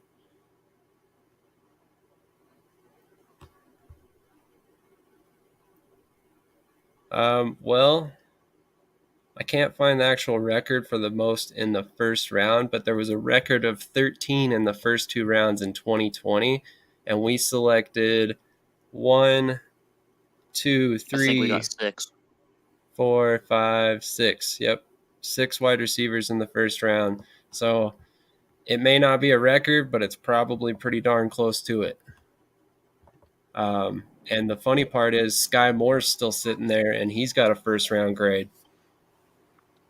Yeah, I mean, we're looking at this could be possibly match the 1996 NFL wide receiver draft class. Absolutely. I think this is just an indication of the NFL that we see these days. It's a passing league. Teams want 3 number 1 level receivers at the NFL level now. So it's definitely interesting to see. Also interesting to see that we didn't have any running backs picked. And like you said, that there were no tight ends selected.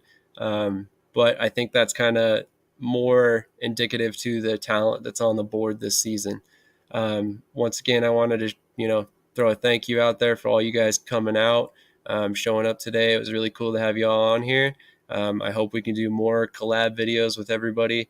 So we'll definitely have to schedule those in the future. Looking back, just to run down the draft list real quick since you can't see all of it. First overall, Ika Magwanu. Second overall, Aiden Hutchinson. Third overall, Charles Cross. Fourth, Ahmad Gardner. Fifth, Evan Neal. Sixth, Kenny Pickett. Seventh, Trevon Walker. Eighth, Traylon Burks. 9, Malik Willis. 10, Kayvon Thibodeau. 11, Kyle Hamilton. 12, Derek Stingley Jr. 13, Trent McDuffie. 14, Jamison Williams. 15, Drake London. 16, Desmond Ritter. 17, Garrett Wilson. 18, Trevor Penning. 19, Olave. 20, Corral. 21, Devin Lloyd goes to the Patriots. Once again, that's a great pick. George Pickens to the Packers. That's going to be fun to watch. Jermaine Johnson, 23, Cardinals. Tyler Linderbaum to the Cowboys.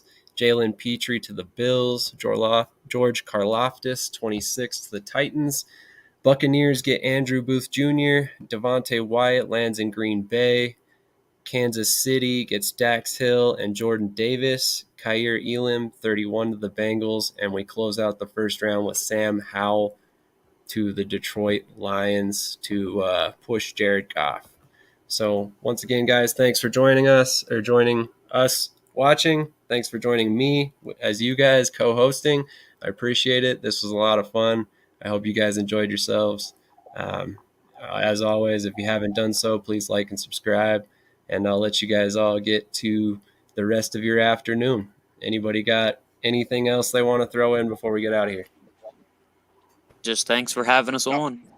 Hopefully we can, have a collaboration down the line too. Maybe a review of the draft, like a week after the draft happens. We could do a review of how we feel the picks went. I would be down with that. Mm-hmm. Yeah, I'd be down with that too. I was thinking about that as well. Cool. You guys want to schedule something maybe like, if not next weekend, the weekend after that? Yeah, sounds good Sure. to me. Cool. We'll talk about it more off camera. For those of you guys who joined us, if you haven't done so already, we are now on Spotify. So we're here on YouTube. We're on Spotify. We're on Reddit, Discord, Facebook, Twitter. Man, I could go on for days on all the social media websites we're on now. So if you like football and you want football news, get it with us because we're everywhere. And it's only going to continue. As you can tell, we got a lot of very knowledgeable people on board now. I'm really excited about the future for the channel, for the network, and I'm really excited to have all of you guys on board. So once again, thank you for joining me today. I look forward to doing this again with all you guys. Have a good afternoon. Thank you, Sam. Yep. Peace. Later, guys. Peace.